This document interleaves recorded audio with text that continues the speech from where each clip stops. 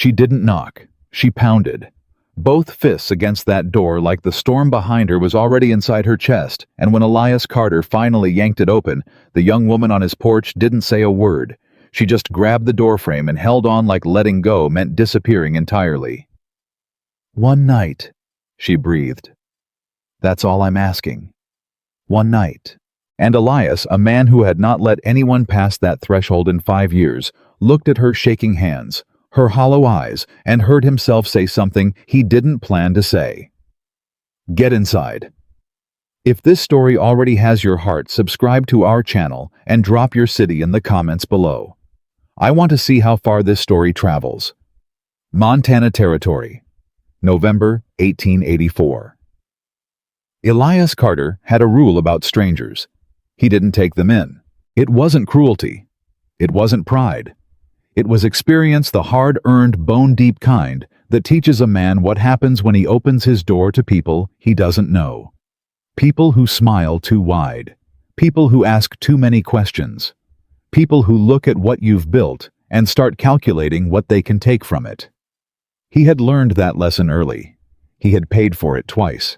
So when the pounding came, not a knock, not a polite rap of knuckles, but a full, desperate, both-fisted pound against his front door at 7:30, on a night when the temperature had already dropped below freezing, Elias set down his coffee, picked up his rifle, and walked to the door without hurrying.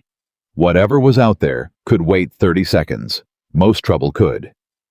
He opened the door, and trouble was not what he found. She was young, mid-20s maybe, dark hair plastered flat against her face, a cloth bag hanging from one shoulder that looked like it had been dragged through every mud puddle between here and the county line. Her coat was the kind made for autumn, not for the wall of cold that had come rolling down from the Canadian border 3 days ago and hadn't stopped since. She was shaking.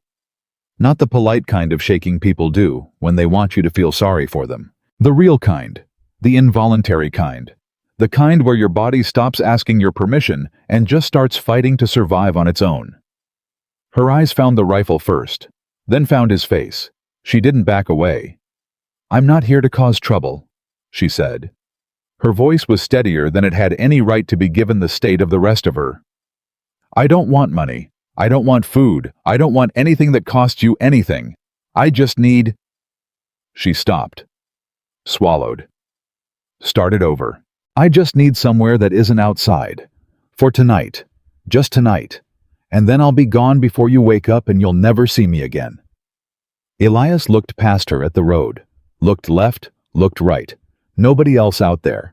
No wagon. No horse. No companion waiting in the dark. "You walk here?" he asked. "Yes." "From where?" A pause. Just long enough to notice. "From the road." "That's not what I asked." She met his eyes. Hers were a dark, serious brown. The kind of eyes that had been watching people carefully for a long time. "From Caldwell," she said finally. "I left Caldwell 3 days ago." Elias kept his face neutral. Caldwell was 40 miles east. In good weather on horseback, that was a day and a half. On foot, in a coat built for October, in the worst cold snap the valley had seen in a decade. "You walked 40 miles, he said. "I did." "In 3 days?" "Yes." "In that coat." She glanced down at herself. For just a second, something flickered across her face. Not embarrassment exactly. More like the particular exhaustion of someone who has already judged herself harshly for every mistake she made and doesn't need anyone else to do it for them. "I know how it looks," she said. "It looks like you should be dead," Elias said flatly. "I know that too." He studied her for another 3 seconds. Long enough that most people would have started filling the silence with explanations, with justifications, with the nervous chatter people use when they want to talk someone into something. She didn't. She just stood there, shaking, waiting, looking at him like she was prepared for whatever answer he gave and had already made peace with the worst one. That was what decided it for him, not the shaking, not the cold, not the look of someone who needed help. The stillness of someone who wasn't going to beg for it. Elias stepped aside. "One night," he said. You sleep in the spare room, you're gone by sunup. You don't touch anything that isn't offered to you. You don't go through this house. You don't ask me questions." She walked in past him. "Understood," she said. "I didn't get a name." She stopped in the middle of the entryway. Her back was to him. He watched her shoulders settle, a decision being made somewhere inside that he wasn't privy to. "Clara," she said. "Clara Bennett." "Elias Carter." She turned enough to acknowledge it. Then she looked at the door he was still holding open, at the storm howling outside, at the warmth of the room she was standing in. And for just a moment, just one something crossed her face that wasn't exhaustion, and wasn't relief, and wasn't fear. It was grief. Deep, old, practiced grief. The kind that lives so close to the surface that it shows itself in unguarded moments before you can pull it back. Then it was gone. And Clara Bennett walked further into the house like she owned her 12 square inches of floor and intended to protect them quietly and without complaint. Elias closed the door behind her. He had no idea what he had let in. The spare room was at the end of the hall. It had a bed, a washstand, a window that rattled when the wind hit it right, and a hook on the back of the door where his wife Margaret's old winter shawl still hung. He had meant to take it down 100 times. He never had. He showed Clara the room without ceremony, pointed out the washstand, told her there was firewood stacked outside the kitchen door if she needed more heat, told her breakfast was his business and his alone, and she didn't need to worry about it. She listened to all of it without interrupting. "Thank you," she said. Just that. No embellishment. Elias nodded and turned to leave. "Mr. Carter." He stopped. "I meant what I said. I'll be gone before sunrise. You won't even know I was here." He looked back at her over his shoulder. She was standing in the middle of the spare room holding her cloth bag in both hands, and she looked so small and so certain of herself at the same time that it created a strange kind of contradiction he couldn't quite name. "Get some sleep," he said. "You look like you haven't in a while." She almost said something. He could see it the way her mouth opened just slightly and then closed again like she'd thought better of it. Whatever it was, she kept it. Elias went back to his coffee. He sat at the kitchen table for a long time after that, not drinking it. Just sitting, listening to the wind, listening to the silence in the rest of the house that was somehow different from the silence of 10 minutes ago, even though he couldn't explain why. There was someone else breathing in this house tonight. He had forgotten what that felt like. He had told himself he hadn't missed it. He picked up his coffee cup, put it down, got up, and went to bed.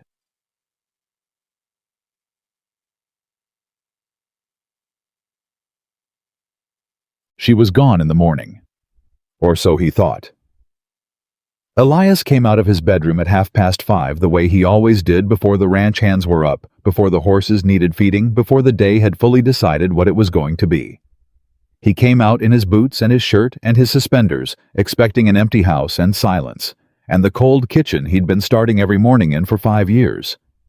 What he found instead was smoke. Not the bad kind, the coffee kind. He walked to the kitchen doorway and stopped.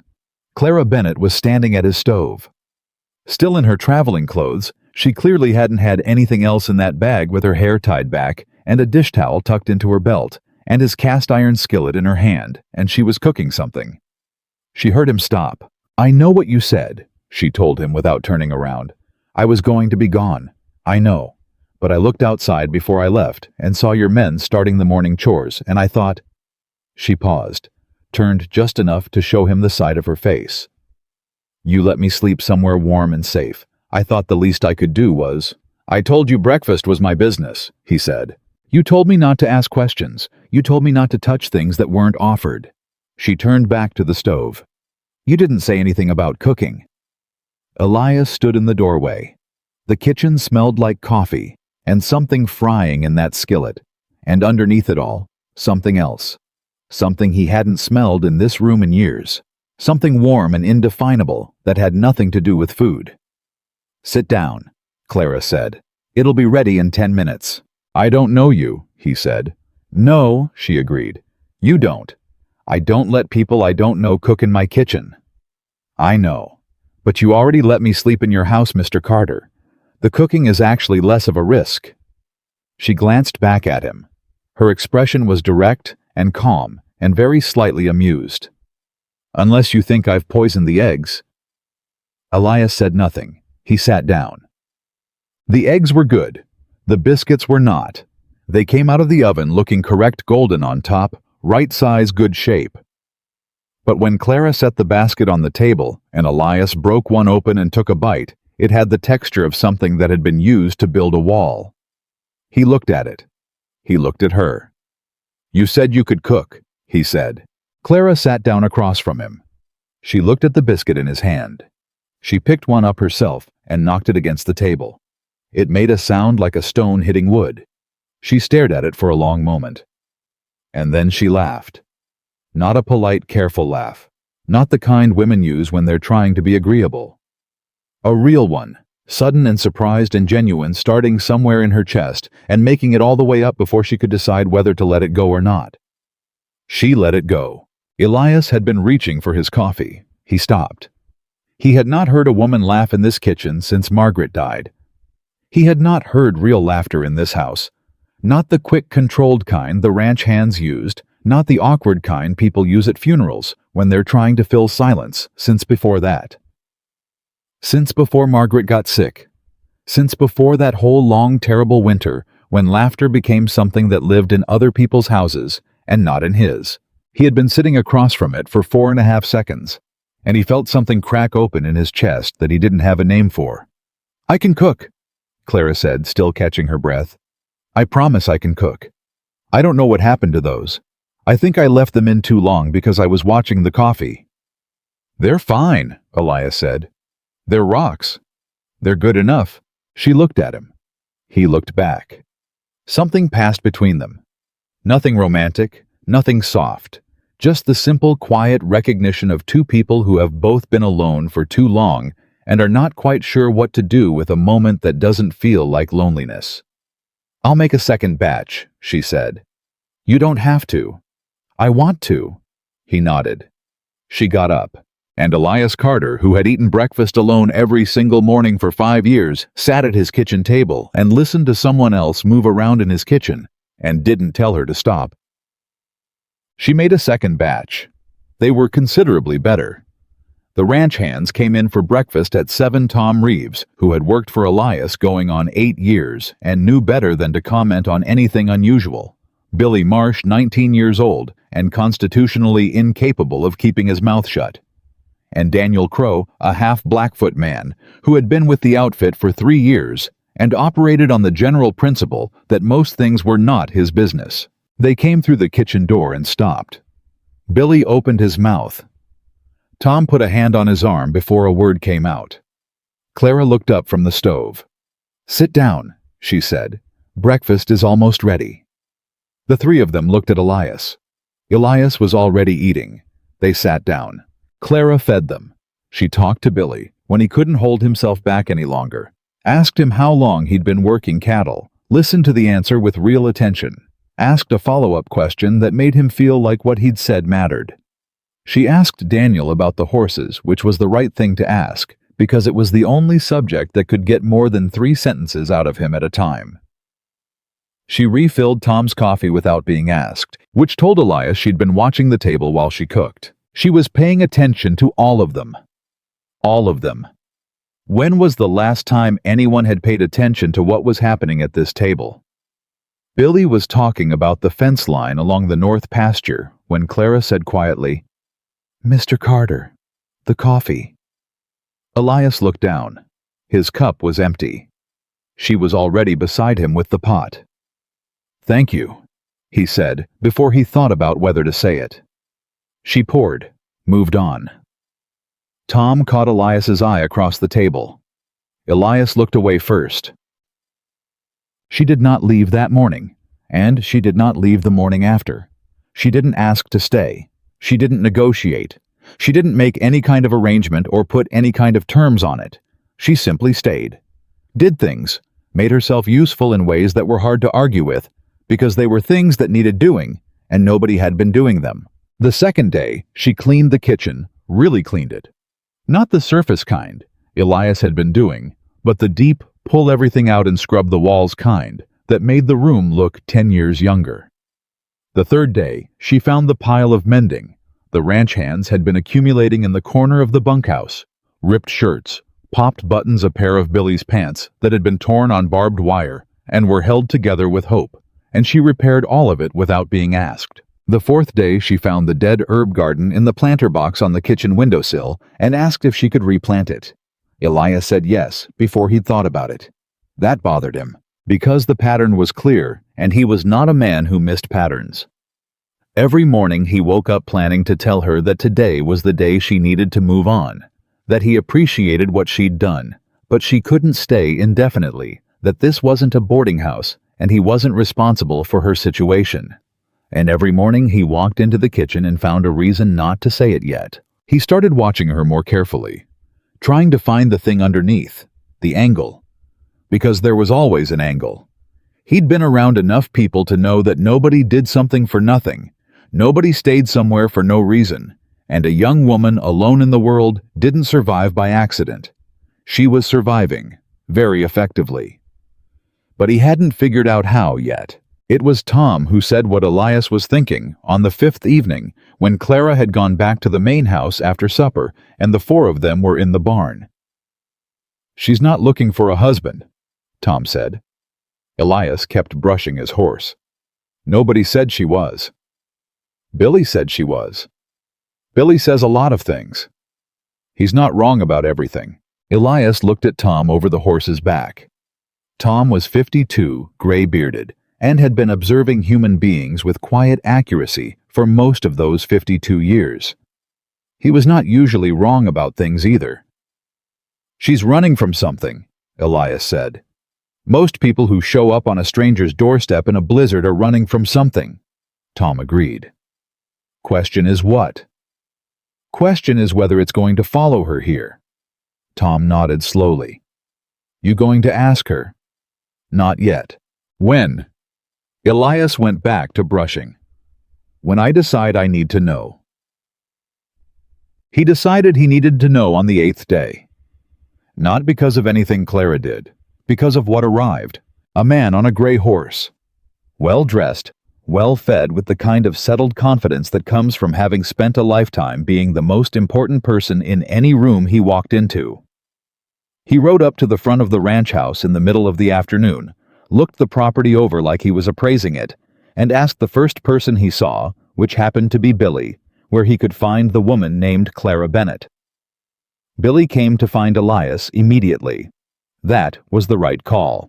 Elias went to the front of the house. The man on the gray horse introduced himself as Richard Hale, businessman, formerly of St. Louis, currently representing the interests of the Bennett family of Caldwell. "I'm looking for Miss Clara Bennett," he said. His voice was smooth and even, and very accustomed to getting answers. "I have reason to believe she may have come this way." "Lots of people come this way," Elias said. "It's a road. This one would be traveling alone. Young woman, dark hair. She left Caldwell approximately 10 days ago under circumstances that have caused her family considerable concern." He paused. "Her family is very eager to see her safely returned." Elias looked at this man, looked at the horse, looked at the quality of his coat, his boots, the leather of his saddle. Looked at the word he'd used, returned, and the particular way he'd said it, like Clara was a package that had been misplaced rather than a person who had made a decision. "Can't help you," Elias said. "I don't keep track of who comes through this valley." The man looked at him for a long moment. The smooth, even voice stayed smooth and even. "If you do encounter her, I would appreciate knowing about it. The family is prepared to be very grateful to anyone who helps bring her home safely." "I'll keep that in mind," Elias said. Richard Hale touched the brim of his hat, turned his gray horse around, and rode back down the road. Elias watched him go. Then he went inside. Clara was in the kitchen. She had her back to the door and was doing something with the herb seedlings she'd started on the windowsill, and she didn't turn around when he came in, which meant she hadn't heard the conversation outside. He leaned against the doorframe and looked at her. "Clara," he said. She turned. He looked at her face, looking for something, looking for the thing he'd been circling around for 8 days. There was a man here, he said. Richard Hale. Says he's looking for you.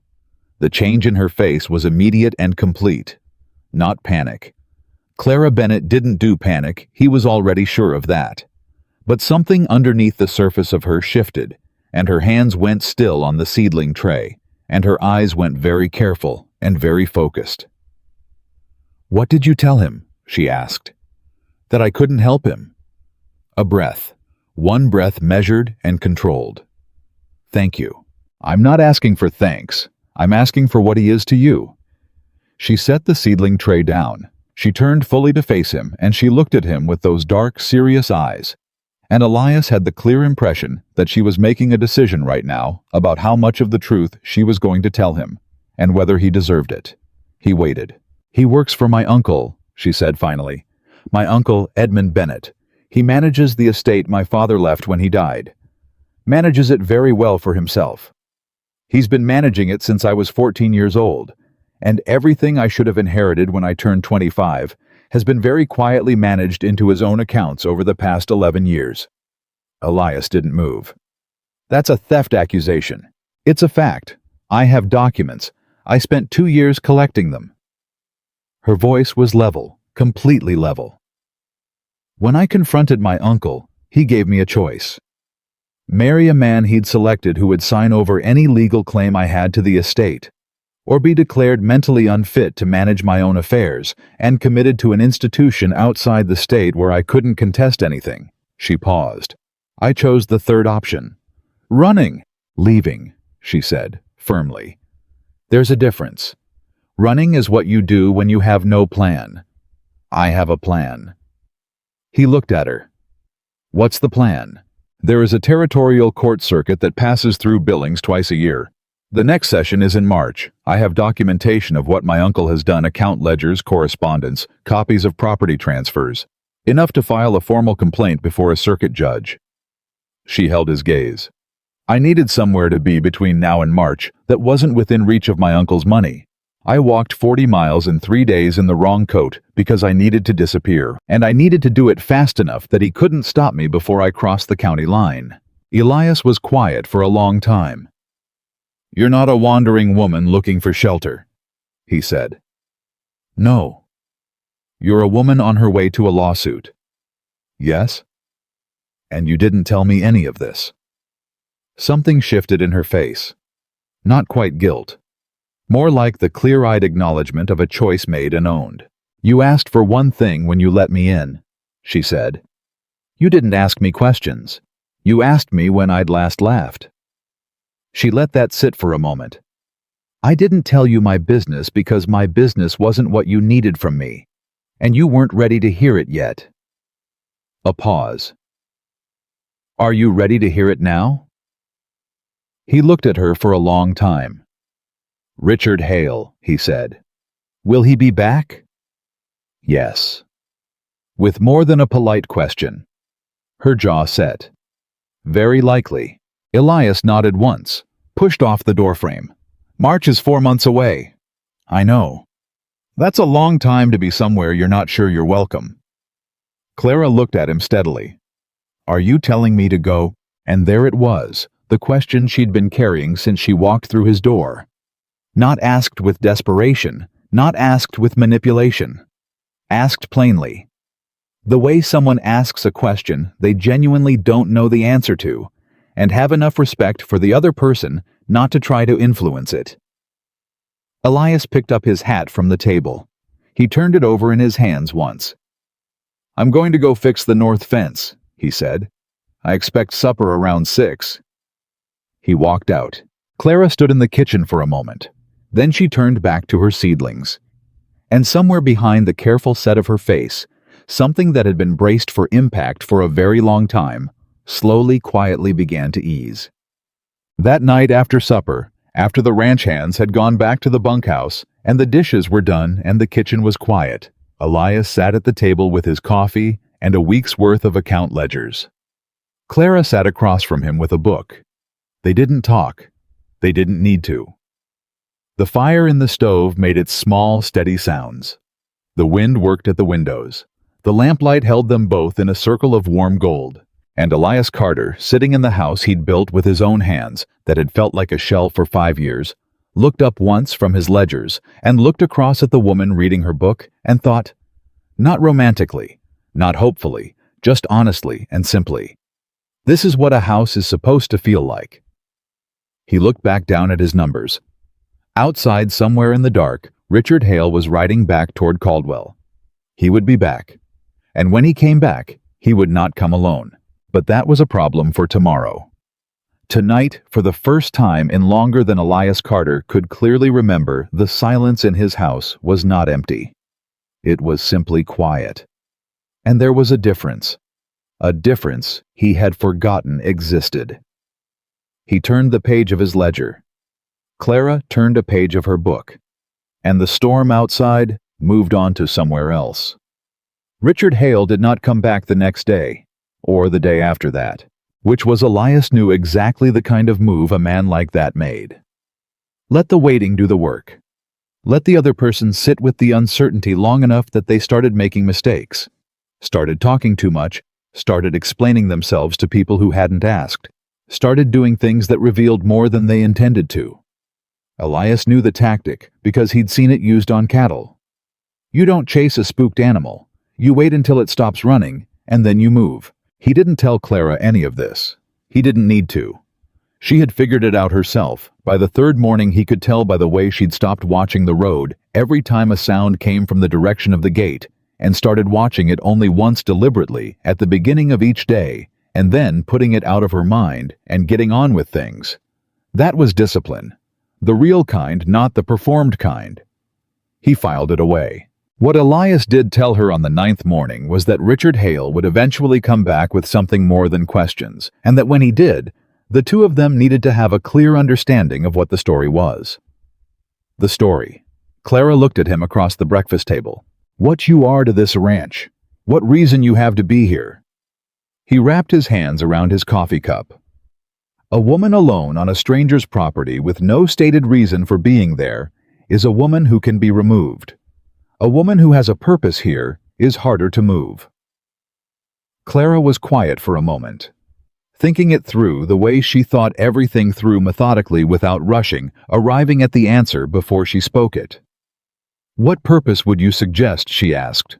Housekeeper. Cook. He paused. It's the truth near enough. Near enough, she agreed.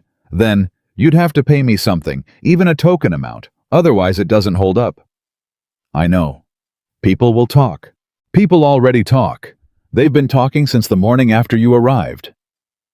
He said it without apology, because it was simply a fact, and she deserved to know it.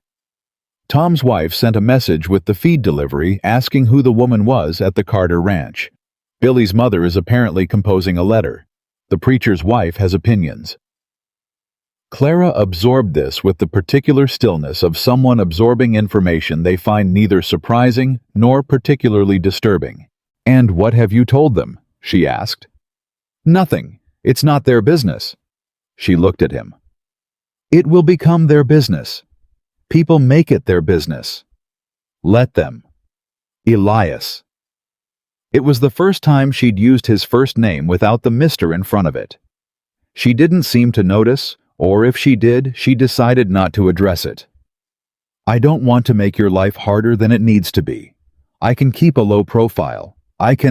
You've been feeding 6 men 3 meals a day and mending their clothes and replanting my kitchen garden, Elias said. That is not what a low profile looks like. She opened her mouth, closed it. Something flashed in her eyes, the beginning of an argument she thought better of. And then she sat back in her chair and looked at him with the kind of expression that meant she was recalibrating. All right, she said. All right what? All right to all of it. The arrangement. The story. A pause. The talking. Elias nodded. I'll pay you $1 a week. That's too much. It's half what I'd pay anyone else. Then it's fine.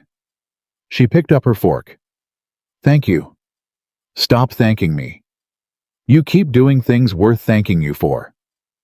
He picked up his own fork, then stopped noticing.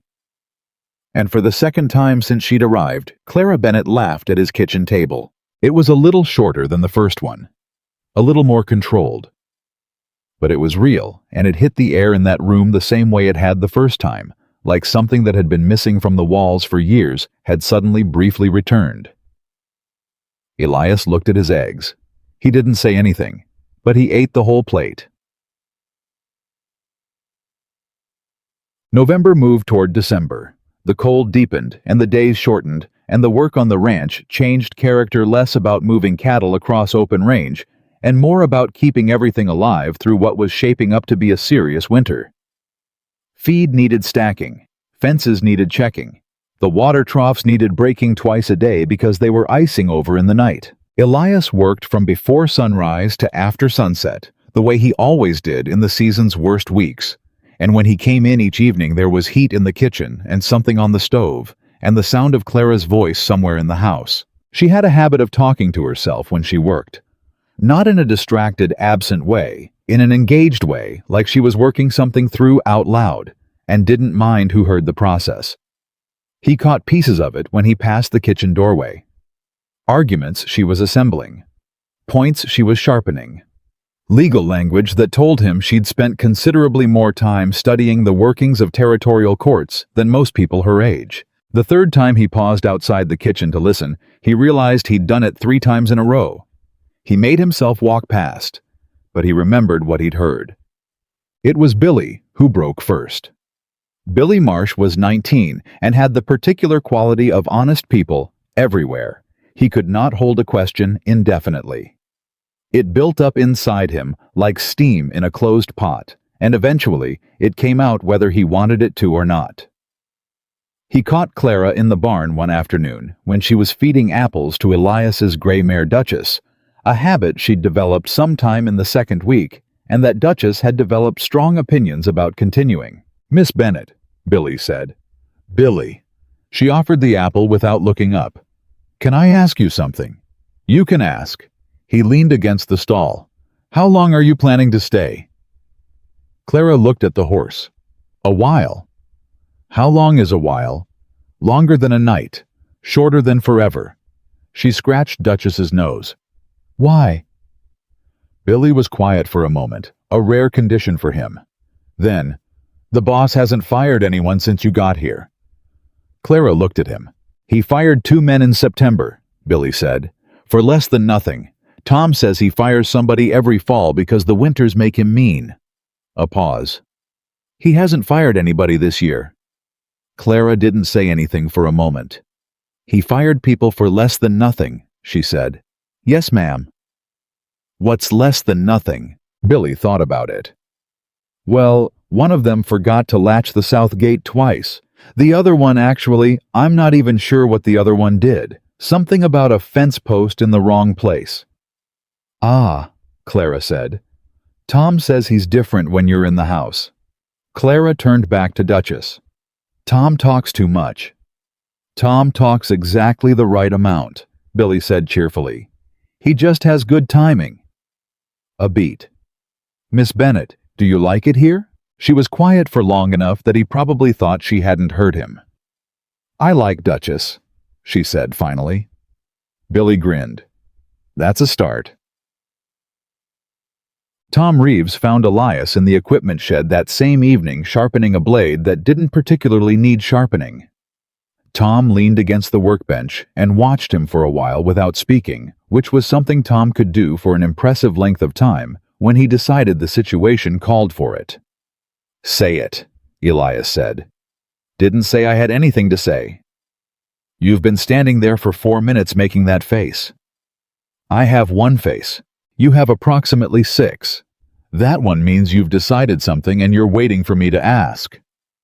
Elias kept sharpening. "So ask." Tom crossed his arms. "I wasn't going to ask you anything. I was going to tell you something." "Then tell it." "She came here with documents." Tom's voice was matter-of-fact, not gossipy.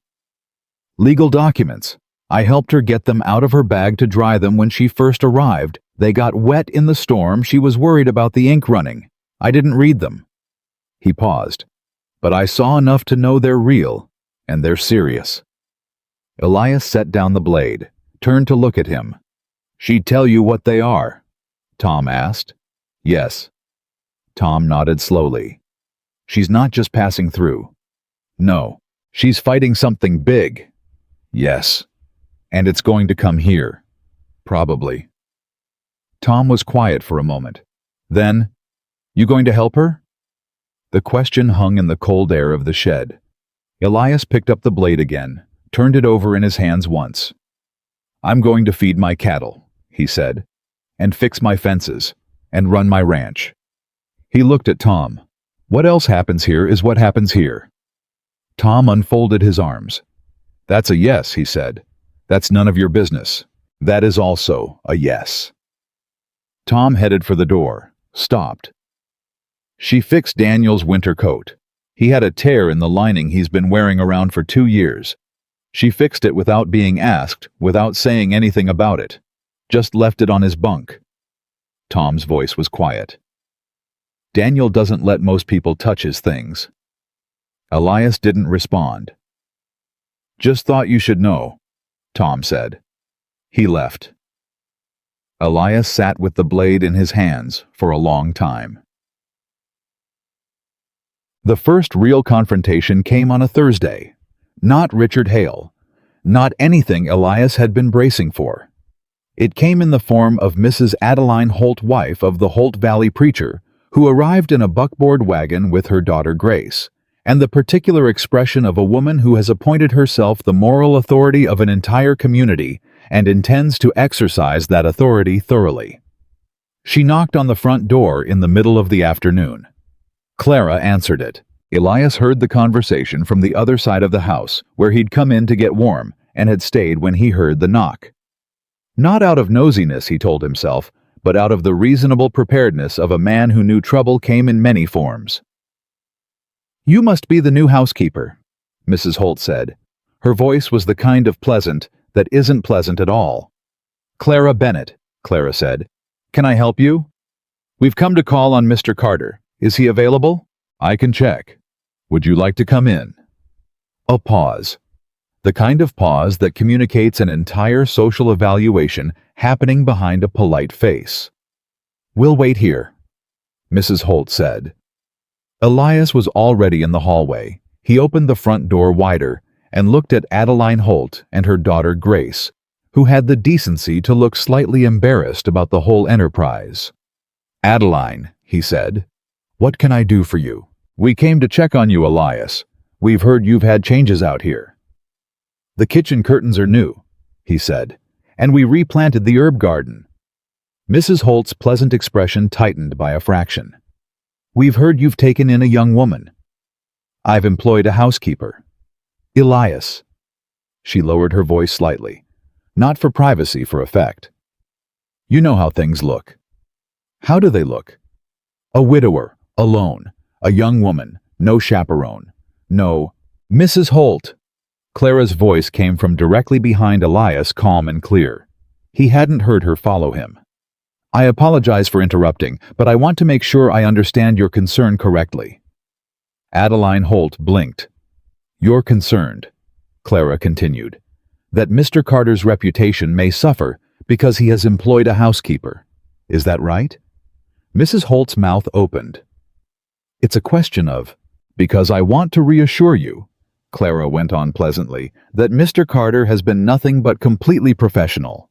He provides room and board in exchange for cooking and housekeeping services, which I provide, and the arrangement is entirely straightforward and appropriate. She paused. I'm also happy to provide you with character references if that would help. I can write to the Bennett family of Caldwell, though I should warn you, my Uncle Edmund may be too busy managing other people's money to respond promptly. Something shifted in Mrs. Holt's expression. She couldn't quite locate what had just happened to her, only that the conversation had gone somewhere she hadn't planned for it to go. Well, she said, as long as things are proper. Entirely proper, Clara said. Would you like to come in? I made ginger cake this morning. Grace Holt made a sound that was very nearly a laugh and converted it not entirely successfully into a cough. Mrs. Holt looked at Clara, looked at Elias, looked at Clara again. "Perhaps another time," she said. They left. Elias stood in the doorway and watched the buckboard roll down the drive. Then he turned. Clara was already walking back toward the kitchen. "The Bennett family of Caldwell," he said. "I didn't lie," she said without stopping. "I said I could write to them. I didn't say they'd respond helpfully. You also implied your uncle was a criminal to the preacher's wife. I implied he was busy. She drew her own conclusions." Clara disappeared into the kitchen. "The ginger cake is on the counter if you want some." Elias stood in the hallway for a moment. Then he went to the kitchen and cut himself a piece of cake. It was very good. He didn't mention that. He ate the whole piece, standing at the counter, and then he went back outside, and he didn't look back at the window, where if he had looked he would have seen Clara watching the road in the direction Richard Hale had ridden away, her expression no longer carrying any relief at all. The piano was the thing that changed everything.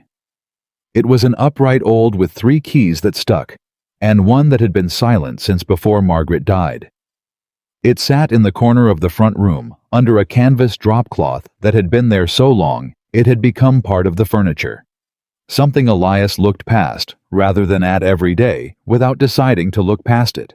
It had simply become invisible, the way things do when looking at them costs more than you want to spend. He found out about Clara and the piano the way he found out about most things he heard at first. He was crossing the yard toward the house at 8:30 in the evening, later than usual, after an hour spent in the cold barn with a mare who was having difficulty with her foal and had needed company more than intervention. He was tired, and his hands were cold, and he was thinking about coffee. And then he heard it. Not music exactly, not a song, just notes, careful, tentative single notes being pressed in sequence. Testing. Finding. The way someone touches something fragile to understand it before they commit. He stopped walking. The notes came again. A small phrase. 4 notes, then a 5th. Then silence. Then the same phrase again, slightly adjusted. She was figuring out which keys still worked. Elias stood in the cold and listened. He had not uncovered that piano. She had found it herself and uncovered it herself, and was sitting in his front room in the dark, with his dead wife's piano playing 4-note phrases into the air, like she was having a quiet conversation with something that hadn't spoken in years. He should have said something. Should have told her that piano wasn't hers to touch.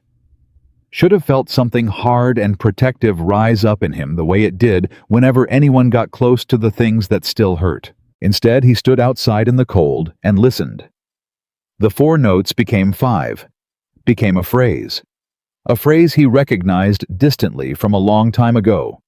Something Margaret had played on Sunday mornings when the light came through the east window and the whole house had the particular peace that comes before a day decides what it's going to be.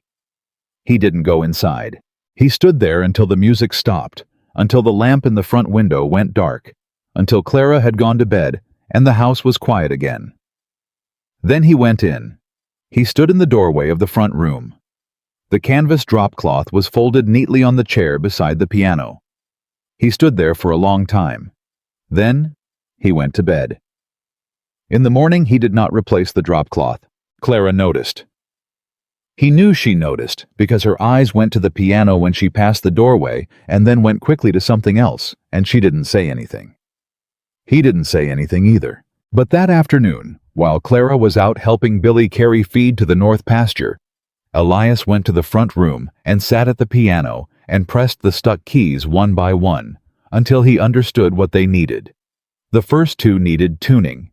The third needed the hammer mechanism adjusted, and then he went to the equipment shed and found what he needed and spent 2 hours doing what he could.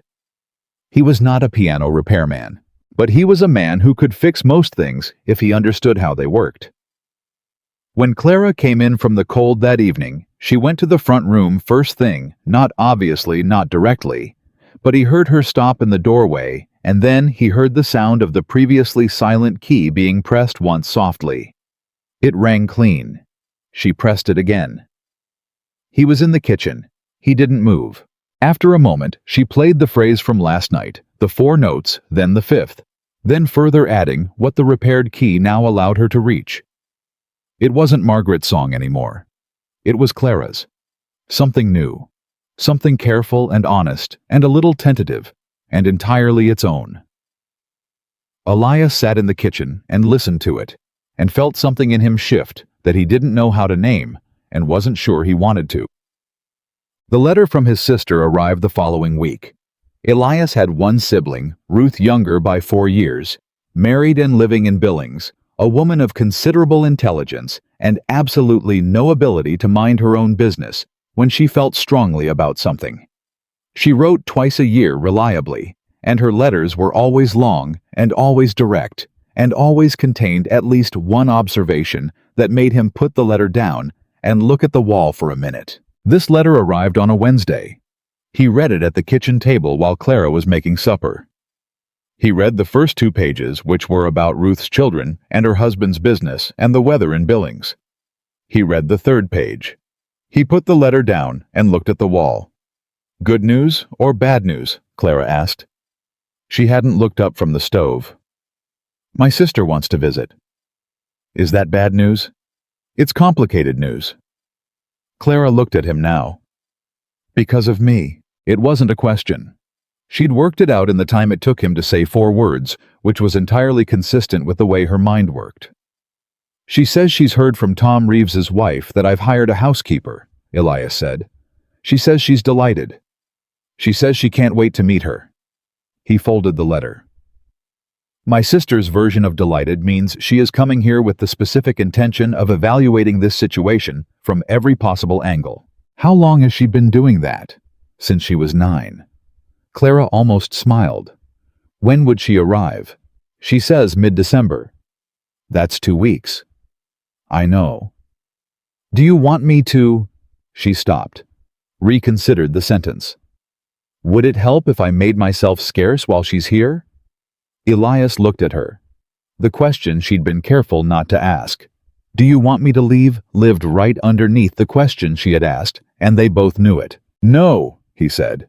He picked up his coffee. "Ruth will make up her mind about whatever she's going to make up her mind about regardless of what she does or doesn't see. Making yourself scarce would just make her imagine something worse. Something worse than the truth. My sister has an active imagination." Clara turned back to the stove. "I'll make sure the guest room is ready. She'll stay at the hotel in Holt Valley. She always does. She sounds like someone who likes to be able to leave quickly." "She likes to be able to make an exit," Elias corrected. "There's a difference. She's never left anywhere before she was ready to." Clara glanced back at him. There was something in her expression, a recognition, a small mirroring of something she understood from the inside. "I know someone like that," she said. He met her eyes. Neither of them pointed out that she was describing herself. The second confrontation with Richard Hale happened without warning. Elias was in Holt Valley to pick up supplies. Clara had given him a list of specific items organized by store with the quantities written precisely because that was how she did everything, and he had the wagon loaded and was making the last stop at the general store when he heard his name. He turned. Richard Hale was standing in the street with 2 other men, both of them bigger than Hale. Both of them with the professional stillness of people who got paid to stand next to people and look like they were willing to do things. "Mr. Carter," Hale said. Same smooth voice, same settled confidence. "A word." Elias tied off the horse. "1 word." Hale smiled. The smile didn't reach anything. "I want to be direct with you. The woman you're harboring is involved in a legal matter with her family. A serious legal matter. Her presence in your home puts you in a complicated position." "She's my housekeeper," Elias said. "She's a woman making claims against a family of considerable resources." Hale took 1 step closer. "I want you to understand what that means. The Bennetts of Caldwell have lawyers, Mr. Carter, good ones. If they decide to pursue this, and they will, anything associated with Clara Bennett becomes part of that pursuit." He paused. "Your land, your ranch, your livelihood." Elias looked at him, then at the 2 men behind him. "You're threatening me," he said. "I'm informing you." Hale spread his hands, reasonable and generous. "I have nothing against you personally. You seem like a decent man who took in a stranger out of good intentions. I'm simply making sure you understand the full picture before this goes further. And if I tell you she's not here, then I might believe you." A pause. "Or I might ask around. People talk in small towns. I find they're generally very helpful when asked the right questions by the right people." Elias was quiet for a moment. "Those documents she's carrying," he said. "They bother your employer quite a bit." Something moved behind Hale's even expression. Too fast to read, but definitely there. "I don't know what documents you're referring to," Hale said. "Sure you don't." Elias untied his horse. "I'll pass along your concern." He climbed into the wagon. "Though I should tell you, I don't scare easy. I built everything I have on ground that tried to kill me for 3 years before it agreed to let me stay." He picked up the reins. "The ground won that argument, Mr. Hale. Not me." He drove away. In the wagon on the way home, the cold air working at his face, Elias thought about what Hale had said. Not the threat he'd been threatened before, and it had never been productive information, but the speed with which the man's expression had changed when he mentioned the documents. Not surprise. Not confusion. Recognition. Hale knew exactly what documents Clara had, which meant Edmund Bennett knew, which meant they'd been looking for those documents before Clara had ever walked out of Caldwell. And if they'd been looking for them, if Edmund Bennett had known long enough in advance that Clara was building a case, then someone close to her had been reporting to him. Elias drove home faster than he'd planned. He came into the kitchen without taking off his coat. Clara looked at him once and put down what she was holding. "He found you in town," she said. "Yes." "What did he say?" Elias told her. All of it directly without softening anything. Clara listened without interrupting. Her face was careful and still in the way it went when she was absorbing information that required immediate reprocessing of everything she'd previously understood. When he finished, she was quiet for a long moment. "Someone told him about the documents," she said. "Seems like, before I left Caldwell." Her voice was flat, not devastated, furious in the quiet, controlled way of someone who has had their trust broken in a calculated way and is already deciding what to do about it. "There are only 2 people who knew I had them. One is a man named Arthur Gaines. He's a retired land surveyor. He helped me access the county records." She stopped. "The other is a woman I thought was my friend." She said it without letting it shake her. But Elias heard what was underneath it, the particular human wreckage of having trusted someone who sold you. "Her name?" he asked. Clara looked at him. "Why?" "Because knowing matters." A long pause. "Catherine Marsh." She held his gaze. "She was my closest friend for 6 years." Elias said nothing. He took off his coat, hung it on the hook, turned back to Clara. "Those documents," he said. "How many copies do you have?" She blinked, recalibrated. "1. The originals." "Where?" "In my bag, under the floorboard in the spare room." She'd hidden them herself without being asked the first week.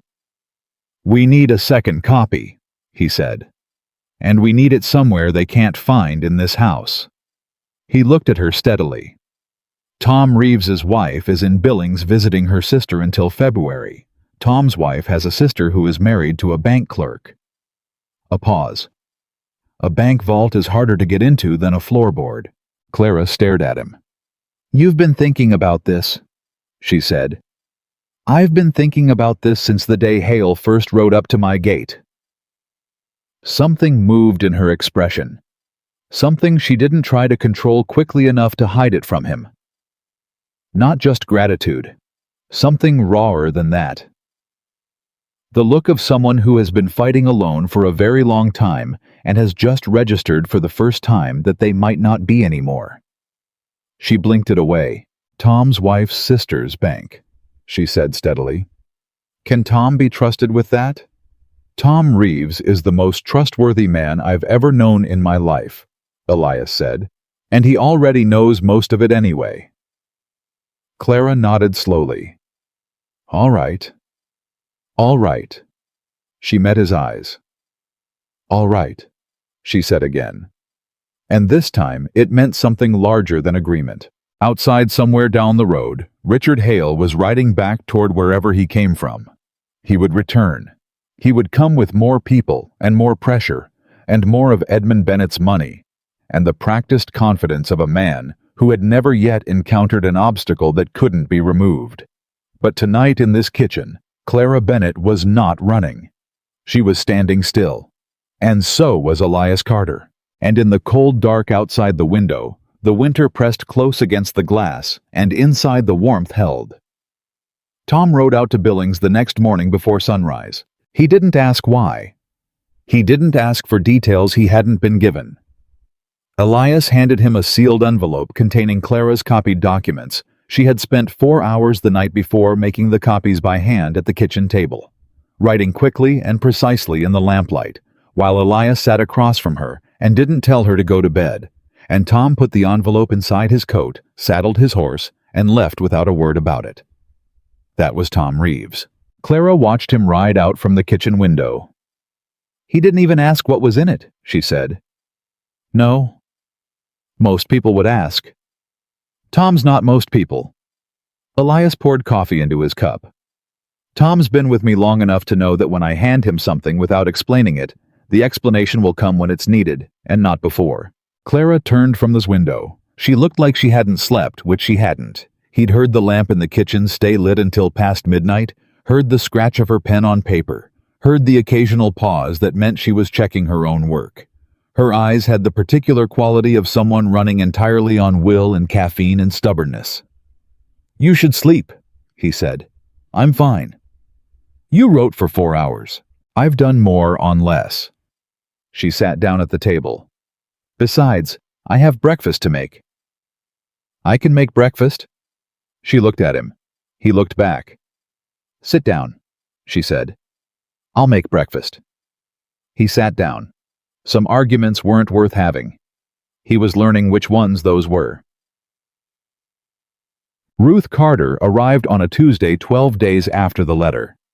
She came in a hired buggy from Holt Valley, wearing a green wool coat and an expression that managed to communicate both genuine affection and active assessment simultaneously, a combination only Ruth had ever been able to pull off in his experience, and she'd been doing it since she was 12 years old. She came through the front door, kissed Elias on the cheek without breaking stride, handed him her bag, walked directly to the kitchen doorway, and looked at Clara.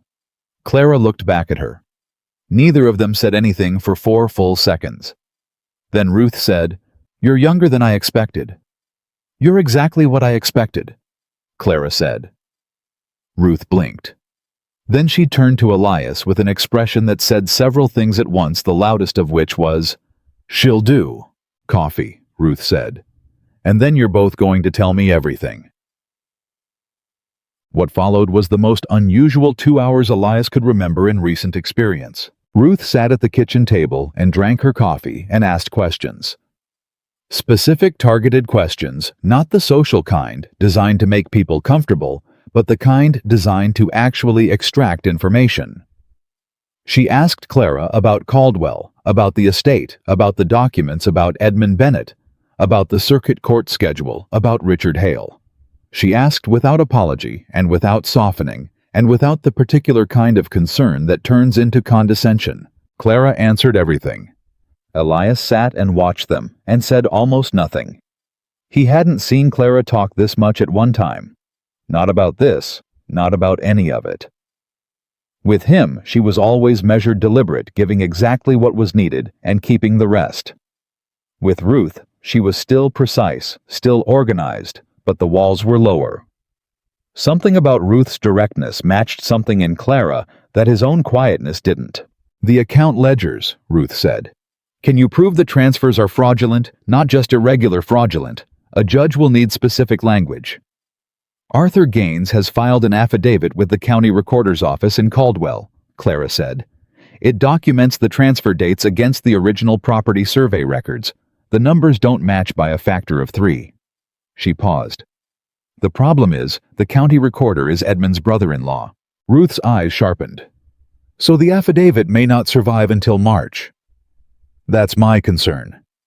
Can Gaines testify in person? He's 71 and not in good health. He said he would try. Ruth tapped her finger against the table. Once. Twice. You need a second witness. Someone with legal standing who can speak to the property records independently. I know. There's a man in Billings, a land commissioner, James Aldridge. He was involved in the original Bennett estate survey in 1871. If those records were falsified after the fact, he would know. Ruth looked at her. Have you contacted him? Clara went very still. I didn't know he was still in practice, she said. He retired from the commission 2 years ago. But retired is not dead, and a retired land commissioner's testimony carries significant weight in territorial court. Ruth looked at Elias. Do you know Aldridge? By name, Elias said. He came through Holt Valley maybe 8 years ago. Land dispute between 2 ranchers. Can you get a letter to him? Elias looked at Clara. Clara was looking at Ruth with the expression of someone recalibrating everything they thought they knew about an unfamiliar situation. You know an awful lot about territorial land law, Clara said slowly. Ruth picked up her coffee. My husband is a property attorney, she said. I've been listening to him talk about it for 14 years.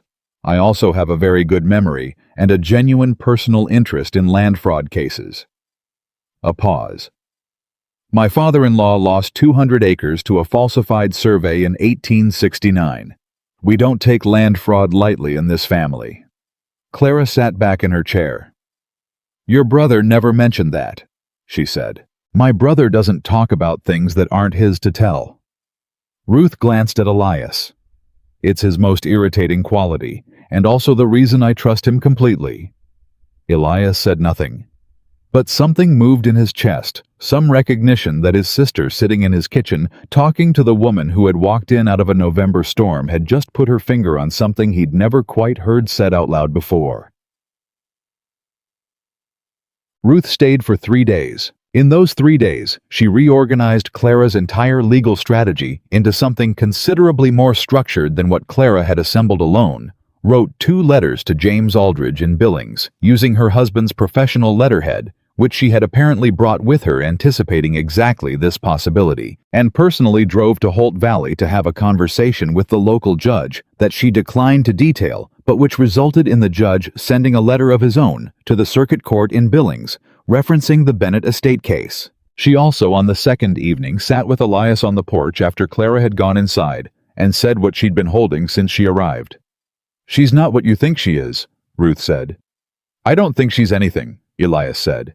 That is demonstrably untrue. He looked at his sister. Elias. Her voice went quieter. Not softer. Ruth didn't really do softer, but quieter, which with her meant the same thing. I have been watching you for 3 days. You listen for her when she's in another room. You hand her coffee before she asks for it. You fixed that piano. She paused. You didn't fix that piano for yourself. It needed fixing. It needed fixing 4 years ago. He didn't answer. I'm not telling you to do anything, Ruth said. I'm not telling you it's too soon or it's not too soon or any of that. Margaret has been gone 5 years, and what you do with that is your own business. She looked at the dark yard.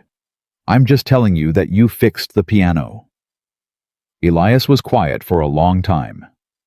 She's fighting a battle, he said finally. She doesn't need anything complicated from me on top of it. Has she said that? She hasn't said anything. That's different from it not being true. Ruth considered this. She's very careful, she said. Not closed careful. There's a difference. Closed people push you away. Careful people just don't come forward until they're sure the ground will hold. She stood up. Make sure the ground holds Elias, that's all. She went inside. Elias sat on the porch in the December cold for a long time after that.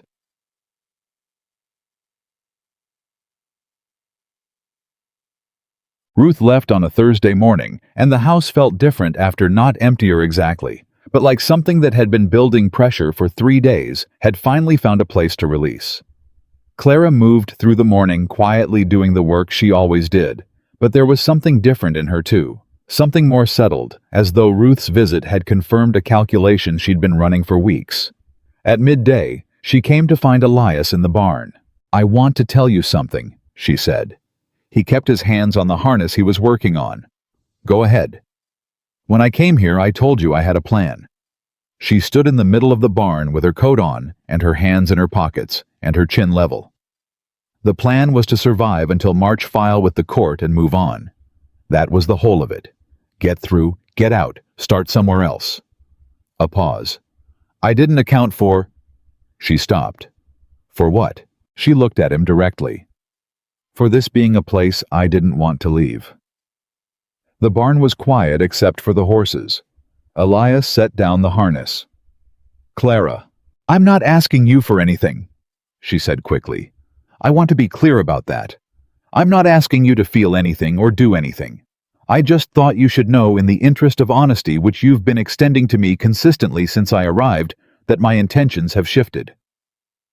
Her jaw was set, her voice was level, and her eyes were doing the thing they did when she was most certain and most frightened at the same time. "I would like to stay, after March, if there's a reason to stay." He looked at her. "Is that—" She caught herself. Recalibrated. "Is that something you'd consider?" Elias picked up the harness again. Worked it for a moment. "I fixed the piano," he said. Clara blinked. "I know." "I don't fix things I don't plan to use." A silence.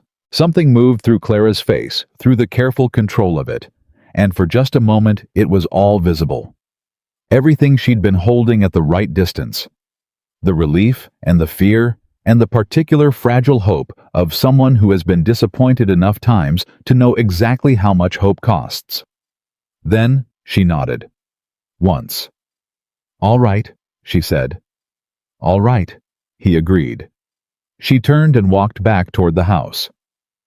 Elias watched her go. He went back to the harness. He was smiling. Not a big smile, not the kind that required an audience. The small private kind that a man allows himself when nobody is watching, and something he'd stopped expecting has quietly, without announcement, begun.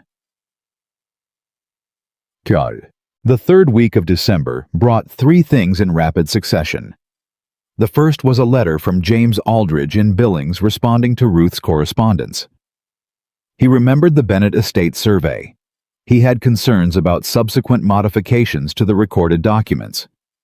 He was willing to speak to the matter in the appropriate venue provided his health allowed the travel. Clara read the letter 3 times at the kitchen table. Then she put it down and pressed both hands flat on the table and breathed. "We have him," she said. "Maybe," Elias said. "We have him," she said again. "Certain." He didn't argue. When Clara said something that way, he'd learned she'd already done the math. The second thing was a visit from Deputy Harold Cates of Holt Valley, who came out to the ranch on a gray afternoon and asked with genuine professional awkwardness whether Elias was aware that a formal inquiry had been filed with the county regarding one Clara Bennett and whether she was on the premises under any kind of legal arrangement. Elias handed him the paper documenting Clara's employment. Cates looked at it, looked at Elias, looked at Clara, who had appeared in the doorway with the same pleasant directness she'd applied to Mrs. Holt. "Is this satisfactory, Deputy?" she asked. Cates looked at the paper again. "It's yes, ma'am, for now." "Good. Would you like coffee before you ride back? It's cold." Cates took the coffee. He also, before he left, told Elias quietly that the inquiry had come from outside the county, from Caldwell specifically, and that whoever had filed it had spent some money doing so. "They're escalating," Elias told Clara after Cates was gone. "I know." She was washing the coffee cups, her back to him. "March feels further away than it did last week. It's the same distance. Distance changes depending on what's chasing you." He couldn't argue with that either. "Does she say?" The third thing was Daniel Crow. Daniel came to Elias on a Thursday evening with his hat in his hands, which was Daniel's equivalent of someone else kneeling, and told him that two men had ridden up to the north fence line that afternoon while Daniel was checking the wire. They hadn't crossed onto Carter land. They'd just sat there for 20 minutes on the other side of the fence and watched the ranch house. "Watching for what?" Elias asked. "For her," Daniel said. He didn't say it unkindly. He said it the way Daniel said things, simply as fact, without editorializing. "How many?" "Two I saw. Could be more further back." Elias was quiet. "They crossed the line?" "No." "They say anything?" "No. Just watched." "All right." Elias put his hand on Daniel's shoulder. "You see them again, you come to me first. You don't engage. You don't confront. You come to me." Daniel nodded, put his hat back on, left. Elias stood alone in the equipment shed for a minute. They were watching the ranch, not moving on it, not yet, still in the pressure phase, making sure Elias and Clara knew they were there, making sure the knowledge of being watched did its work. He went inside. Clara was at the kitchen table with her documents spread out, the lamp pulled close. She looked up when he came in. He told her about the men at the fence line. She listened to the whole thing. Her face went through nothing. No fear, no panic, no dramatic reaction. Just the focused stillness of someone absorbing an operational update. "They won't move on the property," she said. "Not yet. They can't legally. I'm employed here, the paperwork is filed. They need something to shift the situation before they can change their approach." "What would shift it?" "If I did something that gave them legal standing, made a claim I can't support, communicated something they could use." She paused.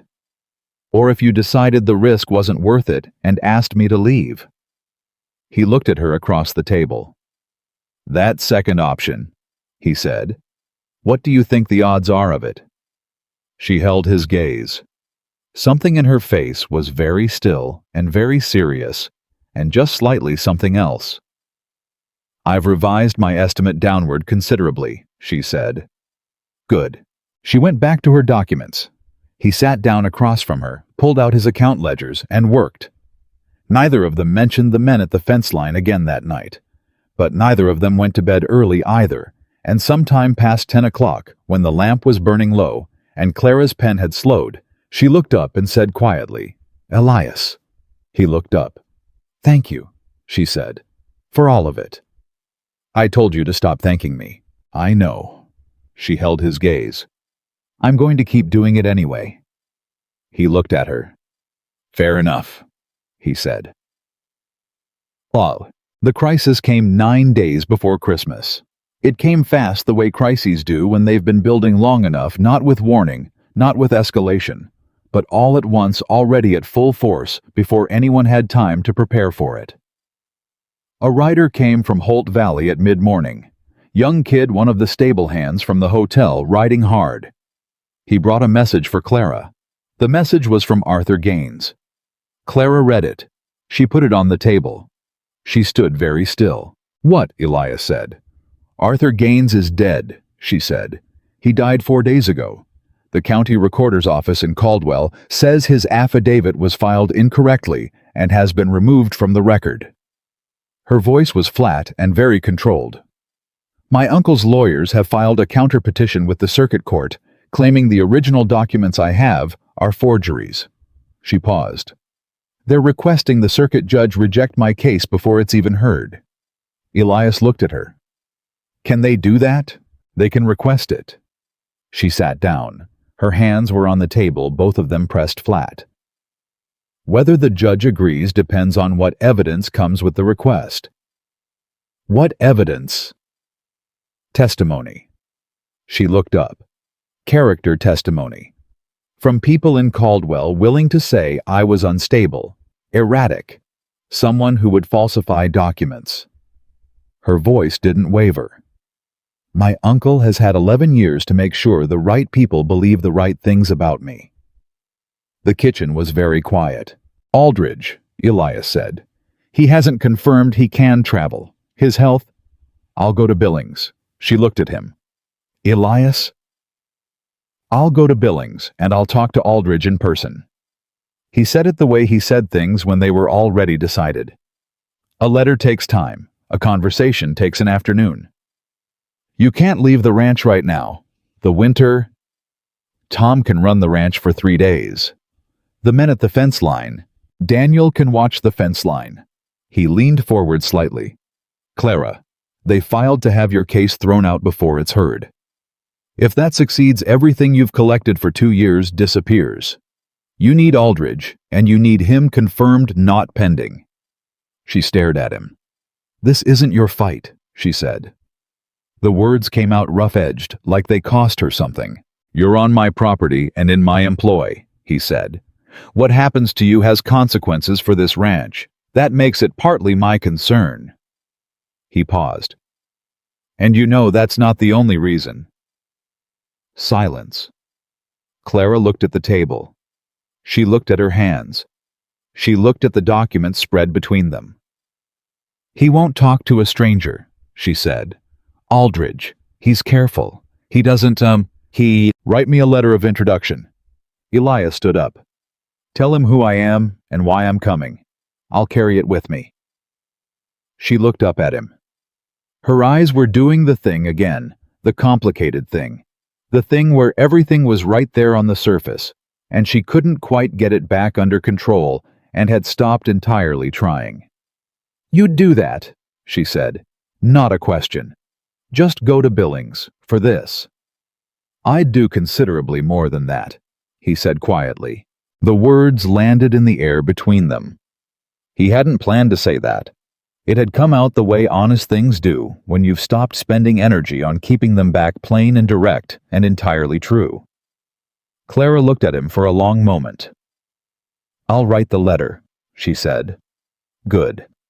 He went to get his coat. He was at the door when she said his name again. He turned. She had the pen in her hand, but she wasn't writing yet. She was looking at him with the kind of expression that belongs to people who have learned not to rely on anyone and are encountering against all previous evidence a reason to reconsider that policy. Come back, she said. 3 words, flat on the surface, carrying everything underneath. I'll be gone 3 days, he said. I know. She held his gaze. Come back. He looked at her for a moment. I always come back, he said. It's my ranch. But they both knew that wasn't what she meant, and they both knew it wasn't what he meant either. He was gone 2 days. The 3rd day, he didn't come back. Clara kept the house running. She cooked, she cleaned, she did the work.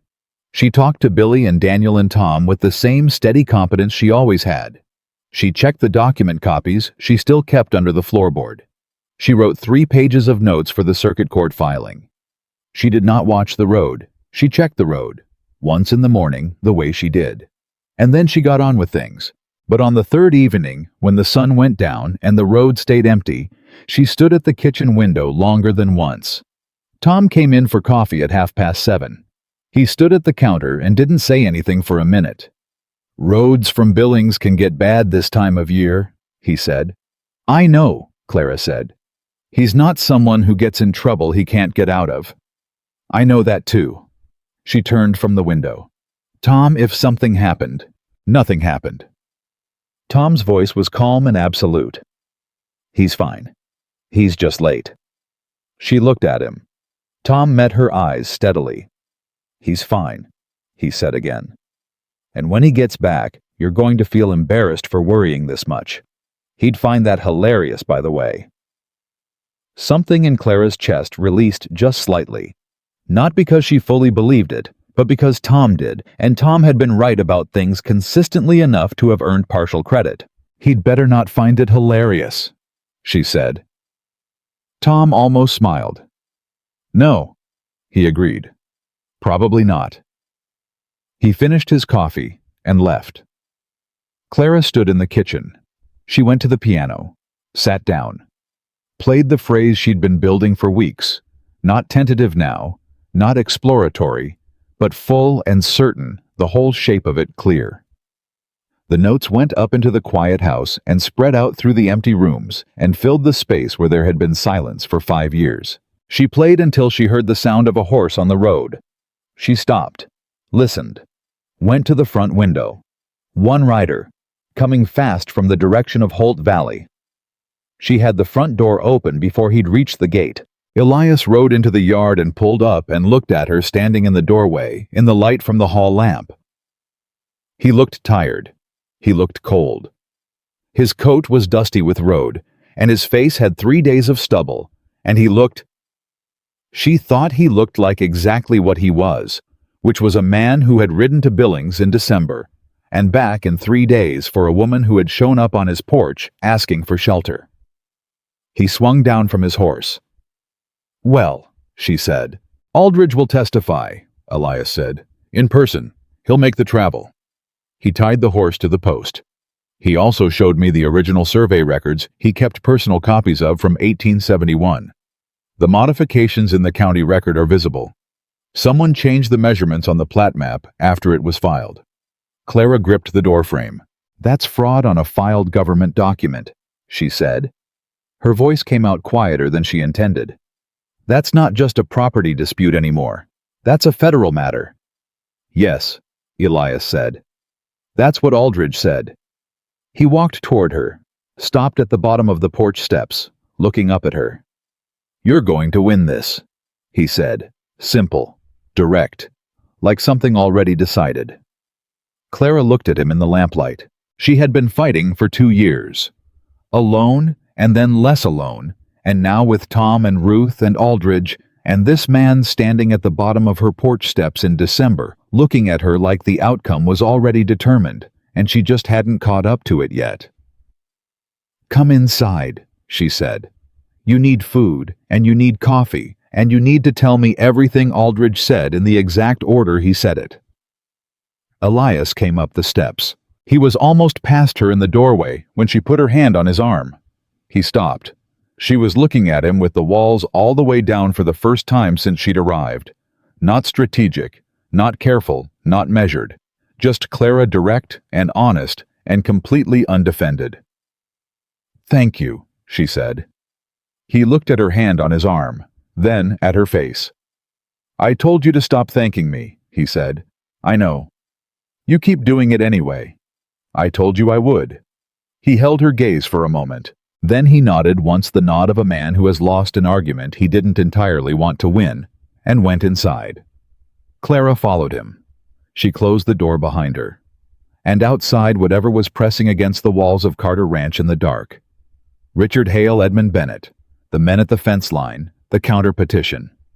All of it stayed where it was. Outside. And inside the kitchen was warm and the lamp was burning, and somewhere in the house the piano was still holding the last note Clara had played before she heard his horse on the road. It was still enough to carry. Edmund Bennett arrived in Holt Valley on the 14th of January. Not Richard Hale, not lawyers, not hired men on the fence line. Edmund Bennett himself. Elias found out the way he found out most things in this valley. Tom heard it from the feed store owner, who heard it from the hotel clerk, who had personally checked in a man from Caldwell traveling with 2 attorneys and a private investigator, and who had requested the largest suite in the building, and paid for a week in advance. Tom came to Elias in the barn at noon. "He's here," Tom said. Elias set down what he was holding. "Since when?" "Last night. Rode in on the evening stage." Tom's voice was measured. "He's not hiding. He took breakfast in the hotel dining room this morning. Talked to at least 3 people that I know of." "Who?" "Judge Pearson, the county clerk, and Reverend Holt." Elias was quiet for a moment. Reverend Holt meant Adeline Holt, which meant the preacher's wife, who had already formed strong opinions about Clara Bennett and the Carter Ranch, was now in conversation with the man who wanted those opinions to work in his favor. "He's building a local record," Elias said. "That's what it looks like." "How long before he comes here?" Tom considered. "Man like that doesn't come to you. He makes you come to him." A pause. "Or he makes the situation come to you." Elias nodded. "Tell Daniel to keep eyes on the north fence. Tell Billy to stay close to the house." He picked up what he'd been working on. "And don't tell Clara yet." Tom looked at him. "She'll find out," Tom said. "I know. I'll tell her tonight." He met Tom's eyes. "I want to have more information first. Right now, all we know is he's here. That's not enough." Tom nodded once and left. Elias stood alone in the barn. Edmund Bennett in Holt Valley, in person. A man who had managed a stolen estate for 11 years without ever needing to show his face didn't travel 400 miles in January unless something had shifted the calculation enough to require his personal attention. Aldridge, Elias thought. The letter from Aldridge to the circuit court. That was what had shifted it. Edmund Bennett had found out that James Aldridge was going to testify, and he'd come to do something about it before March. "Time and more money," he told Clara at supper. He waited until Billy and Daniel had eaten and gone back to the bunkhouse. Tom stayed the way Tom did when he understood a conversation was going to require witness rather than privacy. Clara set the last plates on the table and sat down and looked at Elias's face and said, "Tell me." He told her. She listened to the whole thing without interruption. Her fork stayed on the table. Her coffee stayed untouched. She was absolutely still in the way she went still when she was running every variable at the same time, building the picture fast and getting ahead of the problem. When he finished, she said, "Aldridge. That's my read. He found out about the testimony, and he came himself because a letter from his lawyers won't be enough to stop it." Her voice was flat and fast. "He needs something that discredits Aldridge directly, or something that discredits me so thoroughly that the judge won't hear the case at all. Which means he's going to try both." She picked up her fork, put it down again. "The Reverend and his wife Edmund will feed them something specific, something that sounds credible. Then Adeline Holt starts talking, and the whole county hears it before I have a chance to respond."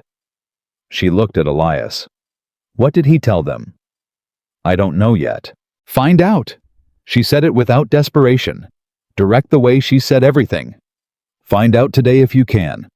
Whatever story he's planting, I need to know it before it spreads any further." Tom cleared his throat. "The hotel clerk's wife is Alice Fenner. She sits next to Adeline Holt at the church sewing circle." He paused. "My wife plays cards with Alice Fenner's sister every Thursday." Both Elias and Clara looked at him. Tom raised his hands slightly. "I'm just noting that information travels in specific channels, and some of those channels are accessible." "Thursday is tomorrow," Clara said. "Yes, it is," Tom agreed. Elias looked at Tom. Tom looked back at him with the complete serenity of a man who knows exactly what he's just offered. "Your wife's sister," Elias said, "is a very good card player," Tom said, "and an excellent listener." Thursday came and went. By Friday morning, Tom had a full account. Edmund Bennett had told Reverend Holt and his wife a story. It was a good story, smooth, detailed, internally consistent, and constructed entirely from real pieces, arranged in false order. It said that Clara Bennett was a disturbed young woman who had been stealing from her own family for years, that the documents she carried were her attempt to preemptively discredit her uncle before her own thefts were discovered, and that she had fled Caldwell specifically to avoid being charged with fraud. The story was designed with one purpose: to make every piece of real evidence Clara had look like the work of someone building a lie rather than proving a truth. Clara read Tom's written account at the kitchen table. She read it twice. Then she set it down. "It's elegant," she said. Tom blinked. Elias looked at her. "I mean it," she said. "If I didn't know the truth, I'd believe it. He's taken every real element, my flight from Caldwell, the documents, Arthur Gaines, Aldridge, and reframed all of it as evidence of guilt rather than evidence of his guilt." She looked at Elias. "He's done this before. Not to me, to others. This is a practiced man." "He's also a man who just put his story in front of the wrong town," Elias said. She looked at him. "Holt Valley knows me," he said. "Not well, I don't give them a lot to work with. but they know me enough to know that I don't take people in carelessly. And whatever Adeline Holt thinks about the propriety of the situation, she doesn't think I'm a fool." He held her gaze. "What Bennett is asking them to believe is that I've been housing a con artist in my home for 2 months without noticing." Something shifted in Clara's expression. "People will believe what a persuasive man tells them," she said carefully. "Some will," he agreed, "but some won't, and the ones who won't are going to ask questions." He paused. "Let them ask.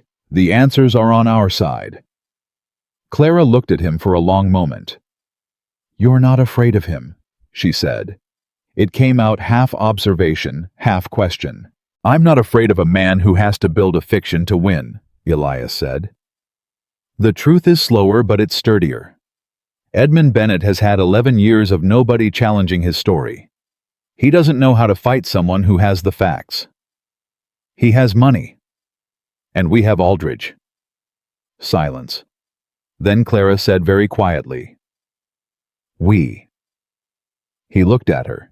She was looking back at him with that expression again, the undefended one, the one where everything was right there on the surface. "You said we," she said. He held her gaze. "I said we." She nodded once, looked back at the account Tom had written, her jaw set with the particular set of someone who has just finished being afraid and is transitioning into something harder and more useful. "All right," she said. "Then we need a plan." The plan had 3 parts. The first was Aldridge. They needed written confirmation from him, not just a letter of intent, but a sworn affidavit prepared in advance of his in-person testimony, filed directly with the circuit court in Billings, so that it existed on record before Edmund Bennett's lawyers could make another move to block it. Ruth's husband, contacted by telegraph through the Holt Valley office, agreed to file it on Aldridge's behalf through his own practice. The second was local standing. Elias spent the better part of 3 days visiting every person in Holt Valley he'd done business with, every rancher in the surrounding valley who knew him by more than name. He didn't go with arguments. He went with himself, the same quiet, direct man he'd always been, and he told them simply that the woman in his employ was being pursued by a dishonest man with money and lawyers and a convincing story, and that he personally vouched for the truth of what she was claiming. He didn't ask them to take sides. He asked them to reserve judgment until they heard both sides from someone besides Edmund Bennett. Some of them nodded and meant it. Some of them nodded and he couldn't tell. One of them, old Hector Vance, who had ranched the Eastern Valley for 40 years and had been cheated in a land deal once and never forgotten. It said, "This man who's after her. He from money." "Yes," Elias said. "Eastern money. Caldwell money." Hector Vance made a sound that communicated his opinion of Caldwell money comprehensively and without further elaboration. "You need a character witness. I'll stand up." Elias looked at him. "You don't know her." "I know you," Hector said. 30 years I've known you, boy. You don't back things you don't believe in." A pause. "I'll stand up." The third part of the plan was Clara herself. She went to see Judge Pearson. Elias offered to come with her. She said no. "He needs to see me alone," she said. "If you come, he sees someone being protected. If I walk in alone, he sees someone who doesn't need protection." He couldn't argue with the logic. She went alone on a Tuesday morning in her best dress, the one Ruth had quietly sent from Billings, along with a note that said, "For when it matters," and she sat across from Judge Pearson for 40 minutes and said what she had to say. Elias didn't know exactly what she said. She didn't tell him the full account. What she told him was that Pearson had listened without interrupting, had asked 4 specific questions about the documentation, and at the end had said, "Miss Bennett, I can't influence the circuit court's decision, but I can tell you that I do not find your account implausible." "That's not a ringing endorsement," Elias said. "From Pearson, that's practically a standing ovation," Clara said. And she almost smiled, and Elias thought not for the first time, and with increasing frequency, that the almost smile was somehow more interesting than the full one. It meant she was genuinely amused rather than performing amusement, and there was a difference he was becoming very familiar with. Edmund Bennett made his move on a Wednesday. Not at the ranch. At the telegraph office. Clara received a telegram. She brought it to Elias in the barn without saying anything, just handed it to him and he read it. It was from Edmund Bennett's attorneys. It informed Clara that her uncle had filed a formal petition with the Montana Territorial Court, claiming legal guardianship over her person and property on grounds of mental and emotional instability, effective pending a hearing. The petition, if granted, would render all documents she carried legally inadmissible as evidence and transfer management of any claim she held to her appointed guardian Edmund Bennett for an indefinite period. Elias read it once. Read it again. Guardianship, he said. It's not a new tactic, Clara said. Her voice was controlled, but he heard the thin edge underneath it. He threatened it when I was still in Caldwell. I didn't think he'd actually file it. It requires testimony from at least 2 physicians regarding competency. Who are his physicians? I don't know. Her jaw was tight. But I can guess what they'll say. Elias handed the telegram back. Ruth, he said. Clara looked at him. My sister's husband is a property attorney, Elias said. But Ruth knows people. She knows Billings. She knows who the reputable physicians are, and she knows the difference between a legitimate evaluation and a purchased opinion. He was already moving toward the house. We send a telegram today. Now. Clara grabbed his arm. He stopped. She was looking at him with an expression he hadn't seen from her before, not the careful one, not the undefended one. Something between them, something that was afraid and determined at the same time, and was not trying to hide either. If the guardianship petition is granted, she said, even temporarily, it won't just stop the case. It could mean they have legal authority to remove me from this property. The words landed precisely. Elias looked at her hand on his arm, then at her face. They're not removing you from this property, he said. Quiet, absolute. You can't promise that if a court order. Clara. He said her name the way he said things when they were decided, and the deciding was done. They're not removing you from this property. She looked at him for a long moment. Her hand was still on his arm. He didn't move. Telegram Ruth, she said finally. That's what I said. She let go of his arm. They went inside. Ruth's response came in 2 parts. The first part arrived the next morning and contained 3 names. Physicians in Billings, with established reputations for independent evaluations, who were known to the legal community as people who could not be purchased. Ruth had already contacted all 3. One was available to travel to Holt Valley within the week to conduct a formal competency evaluation of Clara Bennett at Clara's request, making it a proactive voluntary evaluation rather than a reactive one, which Ruth's message explained was strategically significant. If the court sees she requested it herself, Ruth wrote, the petition loses half its force before it's heard.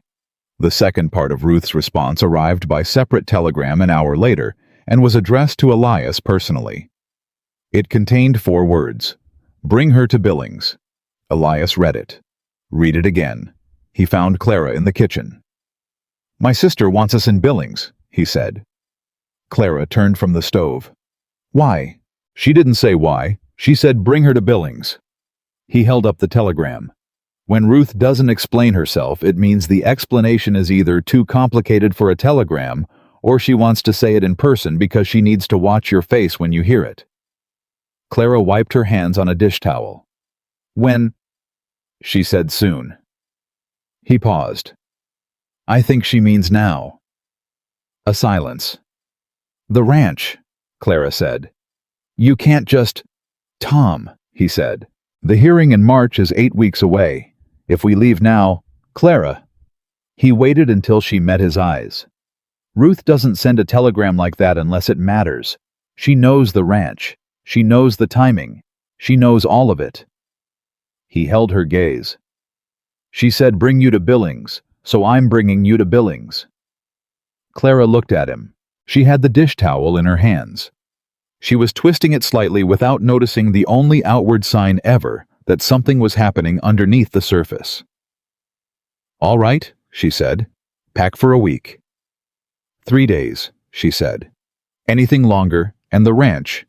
Pack for a week, he said. We'll see. She looked at him for a moment. Then she went to pack.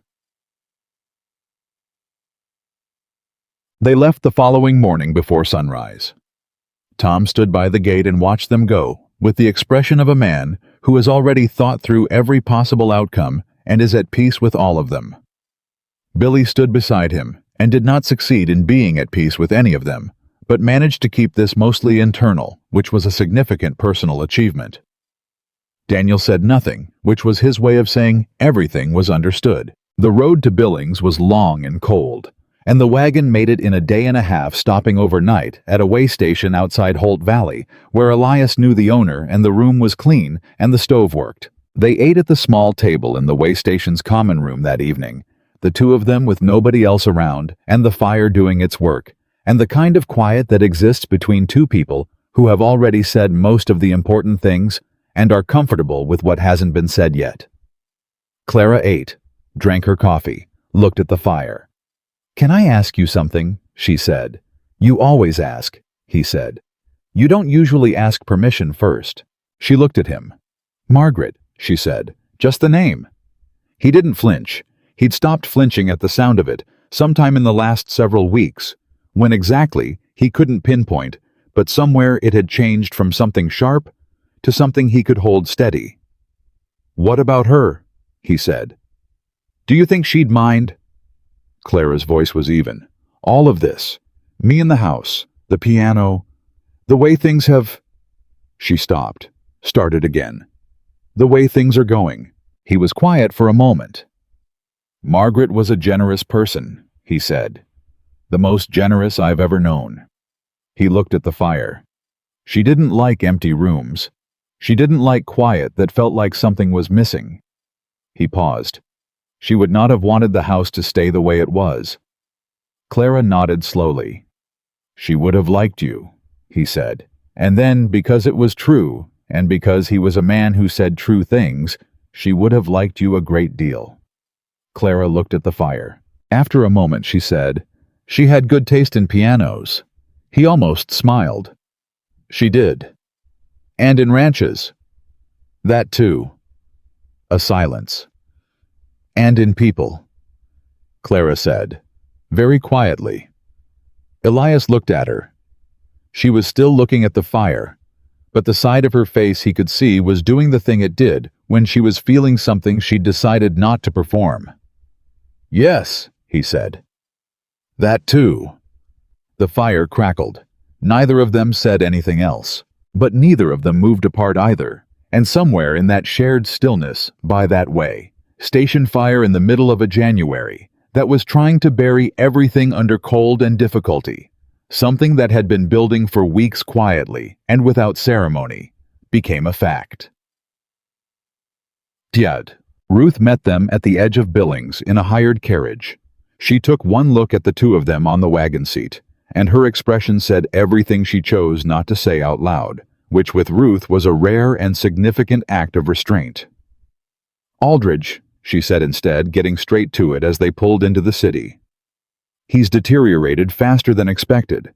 The physician says travel to Holt Valley in February is not advisable." Clara's face went still. "He can't testify," she said. "He can testify. He cannot travel." Ruth looked at them both. "Which is why I've spoken with the circuit court clerk, and my husband has filed a formal request for the case to be heard in Billings rather than in the circuit's scheduled location. Given the nature of the fraud federal document falsification, there is grounds for venue change." She paused. "The request was approved this morning." Clara stared at her. "The hearing will be in Billings. 3rd week of February, 6 weeks from now." Ruth's voice was precise and satisfied. "Aldridge can testify from his home. Your documents are in the bank vault. My husband will file a formal objection to the guardianship petition tomorrow morning, citing the proactive evaluation you are already scheduled to complete." She looked at Clara directly. "Your uncle built his entire strategy around a March hearing in a rural circuit. He will spend the next several days discovering that everything has changed. Clara sat very still in the carriage. Then she said, "You moved the hearing." "The court moved the hearing," my husband asked. "There is a difference legally speaking." Ruth's expression was not quite a smile, but it was adjacent to one. "Edmund Bennett is about to find out that the ground he was standing on has shifted." Clara breathed. One breath, slow and deliberate, and from somewhere deep. 6 weeks, she said. 6 weeks, Ruth agreed. Which is enough time, barely, but enough. Clara looked at Elias. He looked back at her. She had been fighting for 2 years, alone and afraid, and moving fast enough to stay ahead of a man with 11 years of practice and considerable resources. She had walked 40 miles in the wrong coat, and shown up on a stranger's door, and asked for one night, and held her ground, and built her case, and refused to stop. And now, sitting in a hired carriage in Billings in January, with the hearing moved, and Aldridge confirmed, and the vault holding the copies, and Hector Vance willing to stand up, and Ruth's husband with the filing, and Elias beside her on the seat. 6 weeks. "All right," Clara said. And this time, it didn't sound like agreement. It sounded like the beginning of something. They stayed in Billings 4 days. The competency evaluation took 1 morning and 2 follow-up conversations. The physician, a Dr. Marcus Webb, was thorough and direct, and asked Clara questions that were designed to find answers, rather than confirm predetermined conclusions. At the end of the second conversation, he told her he would file his report with the court and that his professional opinion would reflect what he had found. "Which is," Clara asked, "that you are one of the most structurally organized thinkers I have encountered in 15 years of practice," he said. "And that whoever filed this petition either has not met you or has met you and finds that quality threatening." He paused. "Probably both." Clara walked out of Dr. Webb's office and stood on the street in the January cold. Elias was waiting by the wagon. She walked to him and stopped and said, "He's going to file in our favor." "Good. Edmund is going to know by the end of the week." "Yes. He's going to escalate." "Probably." She looked at him. "You're not concerned." "I'm prepared," he said. "That's different from not concerned." She looked at him for a moment in the cold street with the city noise around them, and something moved through her face, through all the layers of it, through the careful and the strategic and the controlled, and came out the other side as something simple and clean and entirely unguarded. "I don't know how to do this," she said quietly. He looked at her. "Do what?" "Trust someone this much." She held his gaze. "I haven't done it in a very long time. I'm not sure I know how anymore." He was quiet for a moment. "You're doing it," he said. She looked at him. "Right now," he said. "You're doing it." She breathed, nodded once, and then she did something she hadn't done yet. Something small and deliberate that cost her something and was meant to, and that she had decided to pay. She put her hand in his. Not urgently, not desperately. The way you take someone's hand when you mean to keep it. Elias closed his fingers around hers. They stood on the street in Billings in January. For a moment, 2 people who had come very far from the night, a storm brought a stranger to a door, and a door opened to let her in. Then Clara said, "We should get back to Ruth. She has opinions about our filing strategy." "She has opinions about everything," Elias said. "She's usually right." "Don't tell her that." Clara laughed. Real, full, completely unguarded. The laugh that had first hit that kitchen like something returning after a long absence. He held her hand the whole walk back, and somewhere 400 miles east, Edmund Bennett was about to receive several pieces of information that would tell him the ground beneath his strategy had shifted entirely, and that the woman he'd spent 11 years controlling was no longer running. She was standing still. And she was not standing alone. They came home to a ranch that had been running itself. Tom had kept everything moving with the quiet competence of a man who had been doing exactly this, holding things together without being asked for the better part of a decade. The cattle were fed. The fences were intact. Billy had only broken one thing in 4 days, which Tom reported as a personal record. Daniel had seen the men at the north fence line twice more, and each time they had stayed on their side and eventually ridden away. Watching. Still just watching. But the quality of the watching had changed, and Elias felt it the moment he drove the wagon back through his gate. Something that had been loose and circling was tightening. Edmund Bennett was in Billings now. Ruth had sent word meeting with his lawyers after receiving the news about the venue change and the competency evaluation, and Aldridge's sworn affidavit filed that same week through Ruth's husband's office. 3 pieces of his strategy had collapsed in 4 days. A man like Edmund Bennett did not absorb that quietly. "He'll make a move before the hearing," Clara said that evening. She was at the kitchen table with her documents reorganizing everything into the order Ruth's husband had specified for the court filing. Her handwriting moved fast and clean across the page. "He's been patient for 11 years because patience was working. It's not working anymore." "What kind of move?" Elias said. "Something direct." She didn't look up. "He's been indirect because indirect was safe. Now he knows he's running out of time, and he knows I have Aldridge, and he knows the evaluation went against him." She paused. "He'll try to reach me, personally. Through Hale, maybe, or himself." She set down her pen. "My uncle is not a stupid man, Elias. He's careful and he's practiced, and he's been 3 steps ahead of everyone his entire life. When he comes, he'll come with something that looks reasonable, an offer, a compromise."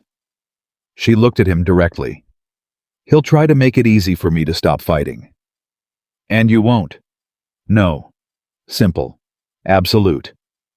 But I want you to know it's coming, so when it does, you're not caught off guard." He looked at her across the table. "Why would I be caught off guard?" "Because the offer will probably include something for you." Her voice stayed even. "Something that makes it worth your while to convince me to take the deal. My uncle understands leverage, and he understands men who have something to lose." She held his gaze. "He'll try to buy you." The kitchen was quiet. "Clara," Elias said. "I'm not questioning you," she said quickly. "I want to be clear about that. I'm not saying, Clara." He said it the way he said her name, when he wanted her to stop running ahead of herself and land in the present moment. "Do you think that would work?" She looked at him. "No," she said. "Then stop planning for it." She held his gaze for a moment. "I plan for everything," she said. "I know." He stood up. "Plan for winning instead." He went to check on the horses. She watched him go. Then she picked up her pen, and she planned for winning. Edmund Bennett came to Carter Ranch on a Thursday. He came alone, which was either a gesture of good faith or a strategy. Clara would have said it was both, which meant it was neither, which was how her uncle operated. He arrived mid-morning, riding a hired horse from the Holt Valley stable, wearing a coat that cost more than most men in this valley made in a year. He was 63, silver-haired, with the kind of face that had learned to look kind through long practice. Elias saw him ride up. He came out onto the porch. Edmund Bennett stopped his horse at the gate and looked at the ranch with the considering eyes of a man doing arithmetic. "Mr. Carter," he said, "I appreciate you seeing me." "I didn't agree to see you," Elias said. "You rode up. That's different." A small pause, the kind that recalibrated without showing it. "Fair enough. I wonder if I might have a few minutes of your time." "You can have them out here." Bennett dismounted, tied his horse, and came to the base of the porch steps. He looked up at Elias with an expression of practiced sincerity that Elias suspected had worked on a very large number of people across a very long career. "I'd like to speak with my niece," Bennett said. "Directly, without attorneys, without a slight gesture toward the House intermediaries. I believe there may be a resolution here that serves everyone." "There's a resolution coming in February," Elias said. "Billings, territorial court." "Courts are expensive," Bennett said. "Time-consuming, uncertain." He paused. "For everyone, including you, Mr. Carter. I understand you've become involved in this matter in ways that go beyond simple employment." There it was, right on schedule. "I'm listening," Elias said, which was not agreement. It was information gathering. But Bennett heard what he wanted to hear, because men like Edmund Bennett always did. "Clara is my brother's child," Bennett said. "Whatever difficulties have arisen between us, that is the fundamental truth. I want her well. I want her settled. I want her future secured." He looked at Elias steadily. "I'm prepared to make a substantial settlement offer. Financial. Property. Enough to make this worthwhile for her to resolve without going before a court." A pause. "And I'm prepared to include a consideration for you, Mr. Carter, for your hospitality and your," another slight pause, "investment in this situation." The morning was cold and quiet around them. "What kind of consideration?" Elias said. "The northern parcel of the Bennett estate borders the county line at Caldwell. Approximately 300 acres of good grazing land that I understand has been in some legal ambiguity for several years." He held Elias's gaze. "That ambiguity could be resolved in your favor very quickly by the right person with the right standing. 300 acres. Good grazing land at the county line. It was a real offer. A serious offer.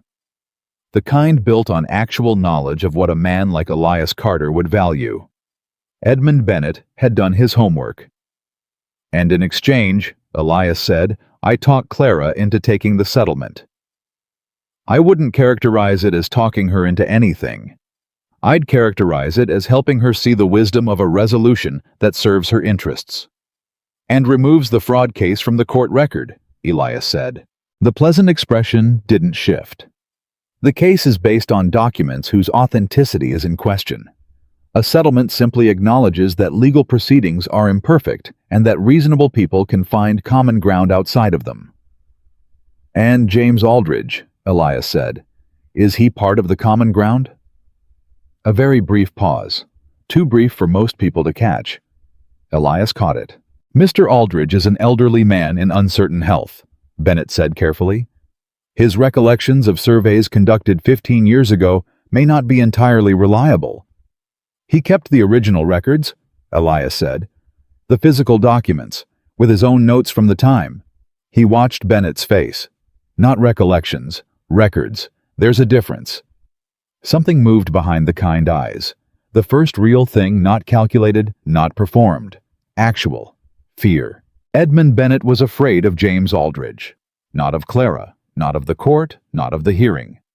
Of a 71-year-old retired land commissioner and his physical records from 1871. Elias filed that away. "I'll tell Clara you came," he said. "The answer is no, to all of it." Bennett looked at him. The pleasant expression was still there, but it had thinned over the real thing underneath. "You're making a significant decision on her behalf." "I'm making a decision on mine," Elias said. "What Clara decides is Clara's business." He met the man's eyes. "But I'll tell you what I told Richard Hale. I built everything I have on ground that didn't want me here. I'm not moving for a man who builds his fortune on someone else's land and calls it management." A silence. Bennett looked at him for a long moment. Then he untied his horse. "You're certain," he said. "About most things," Elias said. "This especially." Bennett mounted, looked at the ranch once more. The arithmetic was running behind his eyes, and Elias could see it arriving at a conclusion that hadn't been the plan. "February," Bennett said almost to himself. "February." Elias agreed. Bennett rode away. Elias stood on the porch until the sound of hoofbeats was gone. Then he went inside. Clara was in the kitchen. She had been there the whole time. He knew because the kitchen window faced the yard, and she would have seen everything. And when he came in, her face confirmed it. She had watched the whole conversation from where she stood, which was exactly what she'd told him she would do, because she'd told him she planned for everything. She didn't ask what was said. She'd seen enough. What she said was, "He's afraid of Aldridge." "Yes." "You saw it." Yes, she breathed. One long breath. That means the original records contradict his modified version more severely than I knew. Severely enough that he came 400 miles personally to try to stop Aldridge from testifying. She looked at Elias. What's in those records is worse than I thought. Or better, Elias said, depending on which side you're on. She looked at him. He offered you land, she said.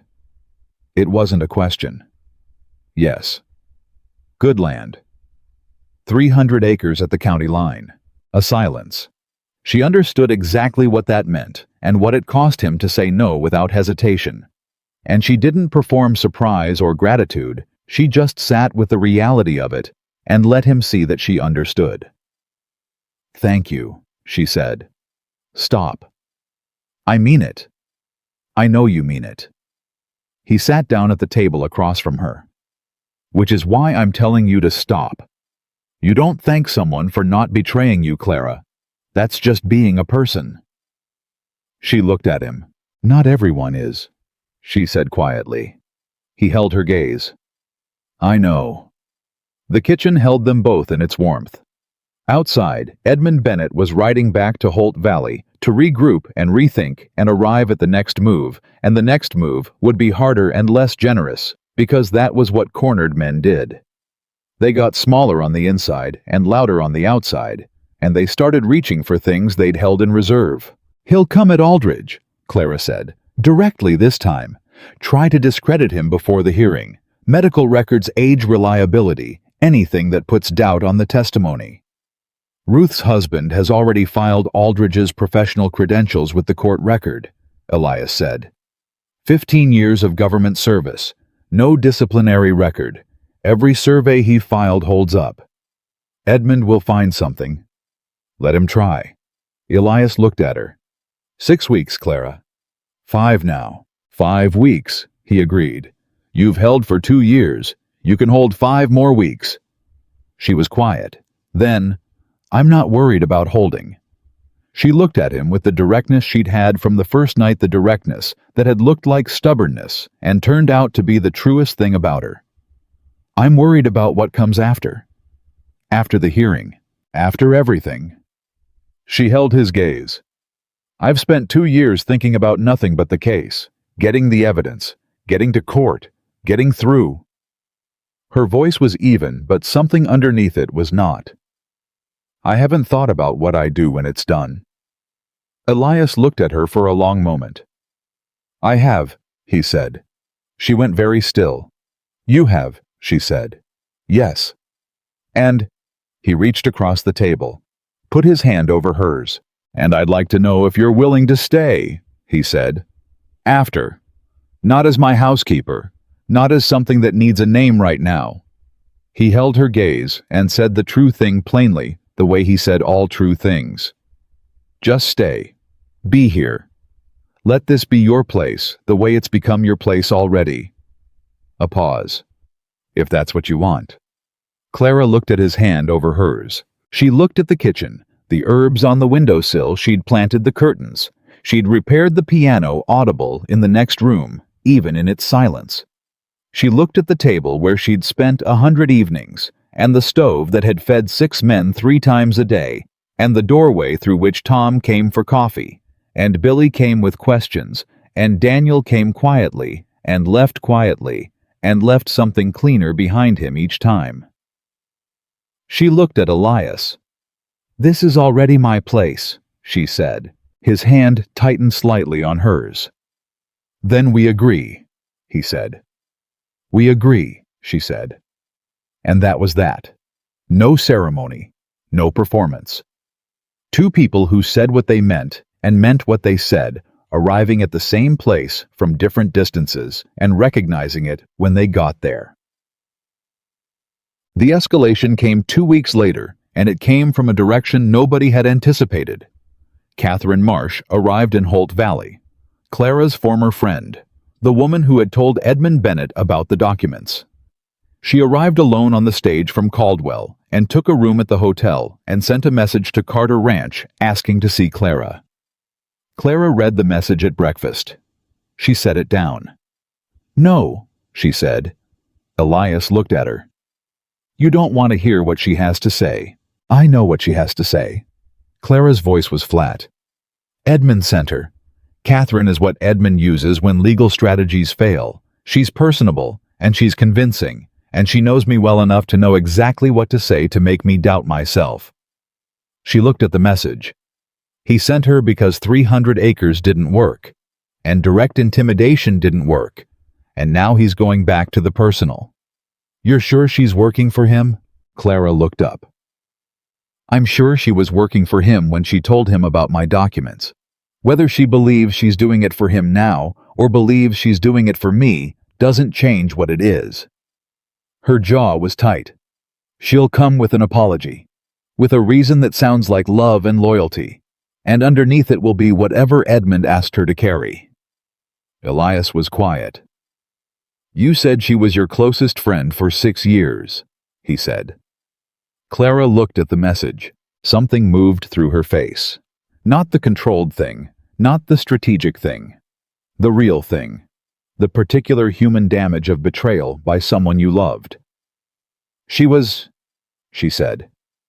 That doesn't stop being real just because she did something wrong. Clara looked at him. No, she said. It doesn't. A silence. What if she came on her own? He said carefully. Without Edmund.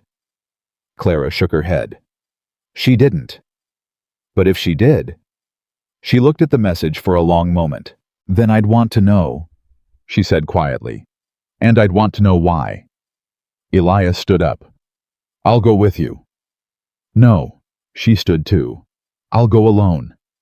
She met his eyes before he could object. The same reason I saw Judge Pearson alone. If Catherine came on her own, she won't say what she came to say with you standing there. And if Edmund sent her, I need to hear what he sent with her without you in the way. A pause. I can handle Catherine. I know you can handle her, Elias said. That's not why I want to come. She looked at him. I know why you want to come, she said.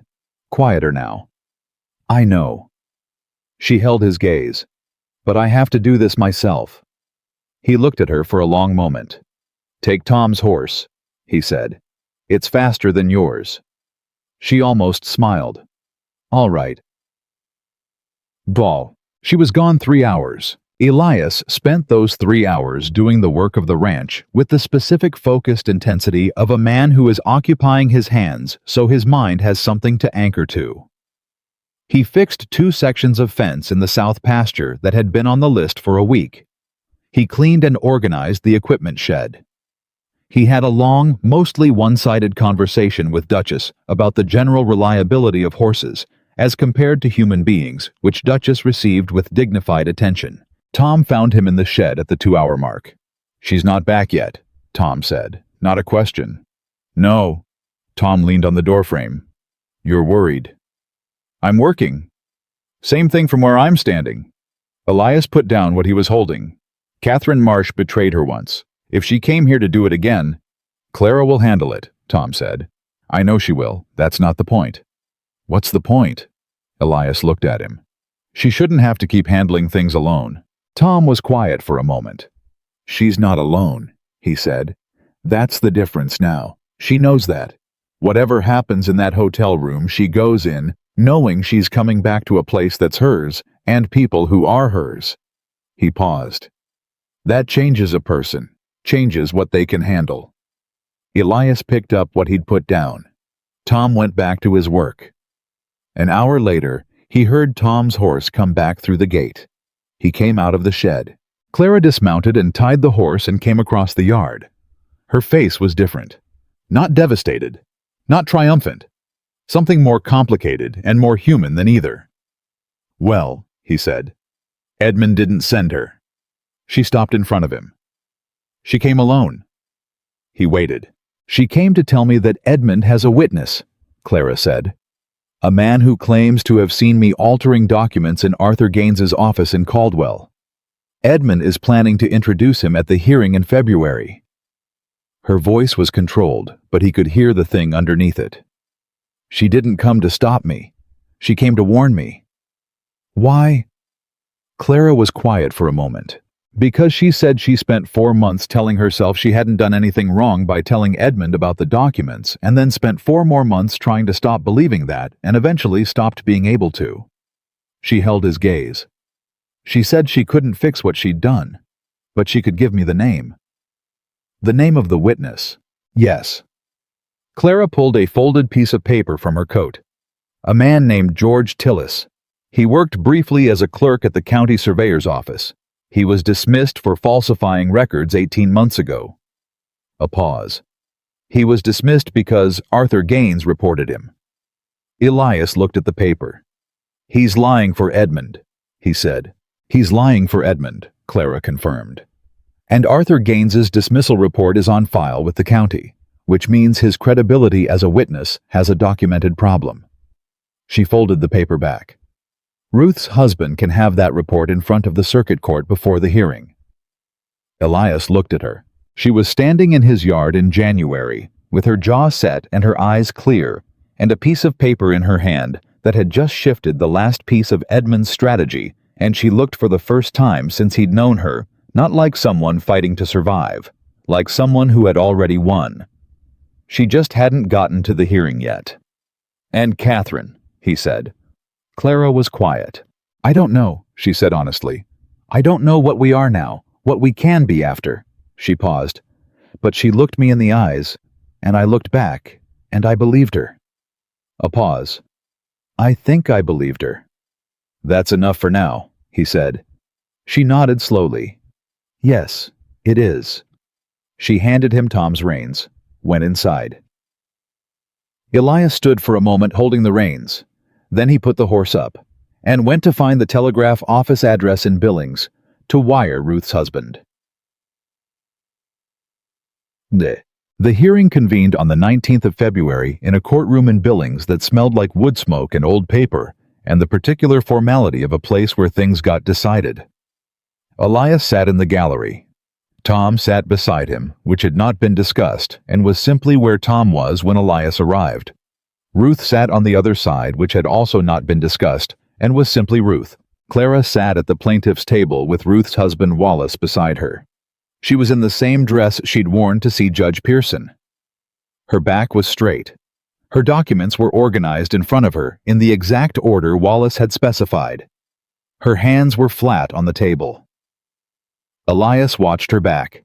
He had watched Clara Bennett for 3 months. He had watched her cook and plan and fight and laugh and play the piano and hold herself together through things that would have broken a lesser person. He had watched her hands and her face and her eyes and learned to read all three well enough to know the difference between what she showed and what she felt. Right now she was afraid, not shaking, not crumbling, not showing it to anyone in that room. But he knew the particular set of her shoulders when something was costing her, and this was costing her everything she had. He leaned slightly forward in his seat, as though the inch made a difference, as though she could feel it. Maybe she could, because right then, she turned her head just slightly. Not toward the gallery, not toward Elias, specifically. Just a small movement, a small check, like something in her wanted to confirm the room was what she thought it was. Then she turned back, and her shoulders settled. Just slightly. Just enough. The hearing lasted 4 hours. Edmund Bennett's lawyers were good. They were expensive, thorough, and professionally confident in the way of men who had won many times and expected to win again. They presented their case with smooth precision. Clara's mental state, the reliability of the documents, the character witnesses from Caldwell, who did not appear in person, but whose written testimonials were read into the record. And then George Tillis took the stand and testified that he had personally witnessed Clara Bennett altering documents in Arthur Gaines's office in the spring of 1882. The courtroom was very quiet when he finished. Wallace stood. He introduced the county dismissal report for George Tillis filed by Arthur Gaines in September of 1882. He noted for the record that Tillis had been removed from his position specifically for falsifying documents, the same act he was now accusing Clara of, and that the report had been signed, witnessed, and filed 5 months before Arthur Gaines's death. He then called James Aldridge. Aldridge was brought in by his son because he walked with difficulty now, and he was thin, and he moved slowly, but when he sat down, he sat up straight, and his voice when he spoke was exact and completely steady. He had been a land commissioner for 15 years. He had conducted the original Bennett estate survey in 1871. He had kept personal copies of his work, as was his practice, because he had learned early in his career that filed documents could be altered. He produced his personal records. He produced a comparison he had prepared between his original measurements and the measurements in the currently filed county record. He walked the court through the discrepancies. There were 11 of them. 11 separate points at which the filed record differed from the original survey, each difference consistently serving to reduce the documented value of the estate Clara should have inherited and increase the documented value of what Edmund Bennett claimed to have managed independently. The math was not subtle. 11 years of systematic fraud. Every number there in James Aldridge's careful hand, documented in 1871 and compared against the modified record and the gap between them, told a story that no smooth attorney, and no paid witness, and no character testimony from Caldwell could touch. Edmund Bennett's face, when Elias looked at him across the courtroom, was the face of a man watching ground disappear. Clara's face was very still. She was looking at the documents in front of her. Then she looked at Aldridge. The old man looked back at her. He nodded once. She pressed her hands flat on the table. She didn't cry. That wasn't Clara. But something in her face broke open and reformed the way things do when something you have been holding at enormous cost for an enormous time finally lifts. Wallace spoke for another 40 minutes. Edmund's attorney spoke for 20. The judge, a circuit judge named William Cord, who had been hearing territorial cases for 12 years and had the expression of a man who had seen most things and was not easily surprised by any of them, listened to all of it. He deliberated for 1 hour.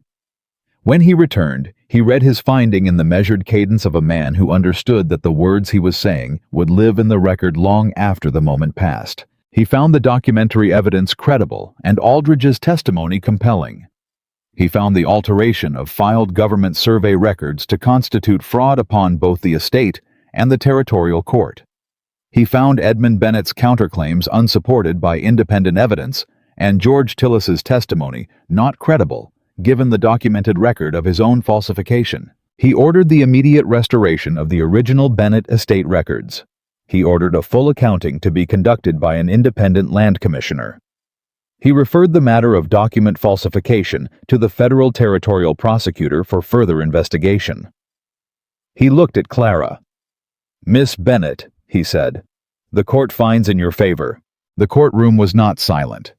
There was noise, movement, voices, the shift of people processing what they'd just heard.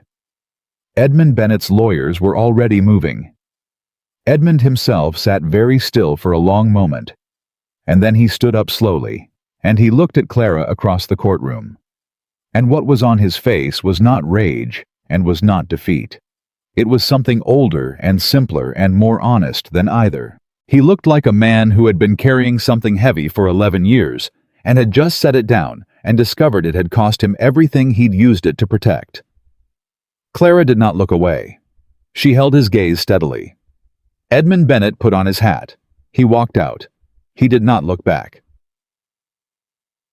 Outside the courthouse in the cold February air, Clara stood on the steps with Wallace and Ruth and did not move for a long moment. Elias came out behind her and stopped. She turned. She looked at him with the walls down all the way, all of it present, 2 years of fighting, and 3 months of holding, and everything she had spent, and everything she had gained, right there in her face, without any management of it at all. "Well," she said. "Well," he agreed. She looked at him. He looked back. And then Clara Bennett, who did not cry and did not break and did not ask for more than she could carry, did something she had not done in front of anyone since she was 14 years old, and her father died and left her in a house with a man who saw her as a problem to be managed. She cried, not loudly, not dramatically, just tears, quiet and real, running down her face, while she stood on the courthouse steps in Billings in February, with the wind coming off the river. Elias crossed the 2 steps between them and put his arms around her. She put her face against his coat. Ruth looked at Wallace. Wallace looked at the street. Tom, who had come out behind them, looked at the sky with the specific interest of a man who has suddenly found it extremely compelling. Clara cried for approximately 45 seconds. Then she straightened, stepped back, wiped her face with her sleeve with the practicality of someone who has never had patience for prolonged emotional displays, including their own. "That was indulgent," she said. "That was earned," Elias said. She looked at him. "Yes," she said. "It was." Ruth handed her a handkerchief from somewhere.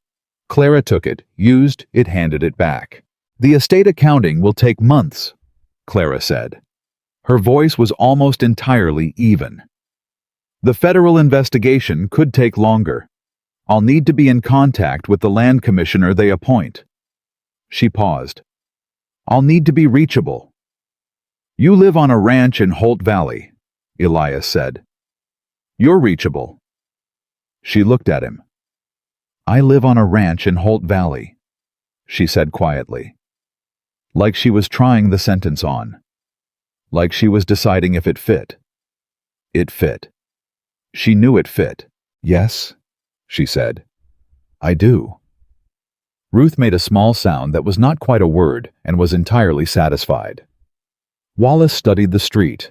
Tom remained absorbed in the sky. "Can we eat?" Elias said. "It's past noon and I haven't eaten since Holt Valley." Clara looked at him, and she laughed. The real one. The full one. The one that had first hit his kitchen like something returned from a long absence and had been filling it every day since. "Yes," she said. "We can eat." They went home the following morning. The road back from Billings to Holt Valley took a day and a half the same way it always did, but it was a different road, not in its geography, which hadn't changed, but in everything the 2 people traveling it were carrying. Clara slept for 2 hours in the wagon, which she would never have allowed herself to do 3 months ago. She woke up when the road got rough near the Valley Pass, looked at the landscape and settled back against the seat with the ease of someone who knows where they're going and trusts the way to get there. Elias drove. He drove the way he did everything steadily without hurry, with his attention on what was in front of him. After a while, Clara said without particular preamble, "I want to write to Catherine." He didn't look away from the road. "All right." "I don't know what to say yet." "You'll figure it out." "I might not be able to forgive her." "You don't have to decide that now." She was quiet. "But I want to try, to figure out if I can." "That's enough," he said. "Trying is enough." She looked at him. "You're very sensible," she said. "I'm practical," he said. "There's a difference." "What's the difference?" "Sensible is a compliment. Practical is just a description." She looked at him with the almost smile. "You're both. Don't push it." She laughed. He held the reins steady. The valley opened around them in the winter afternoon, wide and cold and familiar. And when the Carter ranch came into view at the end of the road, the house, the barn, the smoke from the kitchen stovepipe rising thin and straight into the cold air. Elias felt what he always felt coming home. But today it was different. Today it was larger. He looked at Clara. She was looking at the ranch with an expression he hadn't seen from her before, not assessing, not strategic, not careful. Just looking. The way you look at something that belongs to you. The way you look at something you chose. "Home," she said, quietly, to herself as much as to him. "Home," he agreed. They drove through the gate.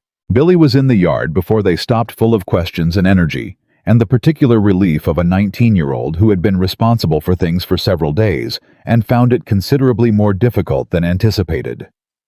Daniel was at the barn door, quiet and present. Tom was on the porch with coffee, which was exactly where Tom would be.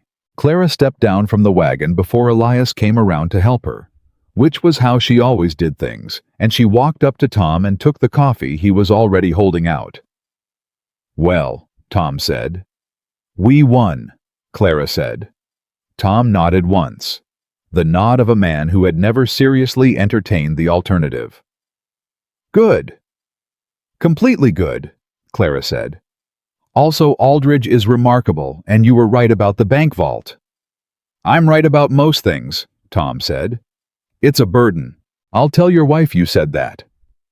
She already knows. He almost smiled. Welcome home, Miss Bennett. Clara looked at him. Something moved through her face. Clara, she said. Please. Tom nodded. Welcome home, Clara. She went inside. Elias came up the porch steps. Tom handed him the second cup of coffee. They stood for a moment, looking at the yard, the familiar geometry of the ranch they'd both worked on for years, the land that had tried to resist and eventually agreed to let people stay. It's different, Tom said. Yes, Elias agreed. Good different. Yes. Tom drank his coffee. Billy broke the weather vane while you were gone. I know. How do you know? Because it was only a matter of time. Elias drank his coffee. I'll fix it tomorrow. He feels terrible about it. He should feel terrible about it? But you'll fix it. I'll fix it. Elias looked at the house. From inside came the sound of Clara moving in the kitchen, the particular rhythm of her. The sounds that had become the sounds of the house over 3 months, until the house without them was a different, lesser place. Because that's what you do with things worth keeping. You fix them when they break, and you keep going. Tom stood beside him. The kitchen sounds continued. After a moment, from deeper in the house, something else, the piano. A few notes, tentative at first. Then the phrase Clara had been building since the night she'd uncovered it. Then more, the whole shape of it growing, and confident, the music of someone who has found the instrument they were supposed to be playing, and is no longer uncertain about whether they have the right to play it. Elias listened. Tom listened. The music filled the house and came out through the windows into the cold afternoon air and spread across the yard and the barn and the wide Montana valley beyond. Tom cleared his throat. She's good. Yes, Elias said. She is. Tom went to find Billy. Elias stood on the porch alone and listened to Clara play. He stood there until the phrase resolved and the music found its ending clean, certain completely itself, and then he went inside. Because this was his home, and she was in it. And those two facts, which had been separate things for 5 long and empty years, had become one thing. One whole, complete, irreversible thing. The woman who had asked for shelter had become the reason the house had one. The cowboy who had asked for laughter had discovered it was only the beginning of what he'd needed. And Carter Ranch, built by hand on ground that had tried to refuse them both, stood solid and warm against the Montana winter, not because of its walls or its fences or its land, but because of the 2 people inside it who had chosen against the long odds of loneliness and loss and the accumulated damage of lives that had tried to break them to stay. That was the home. That had always been the home. It just needed the right people to walk through the door.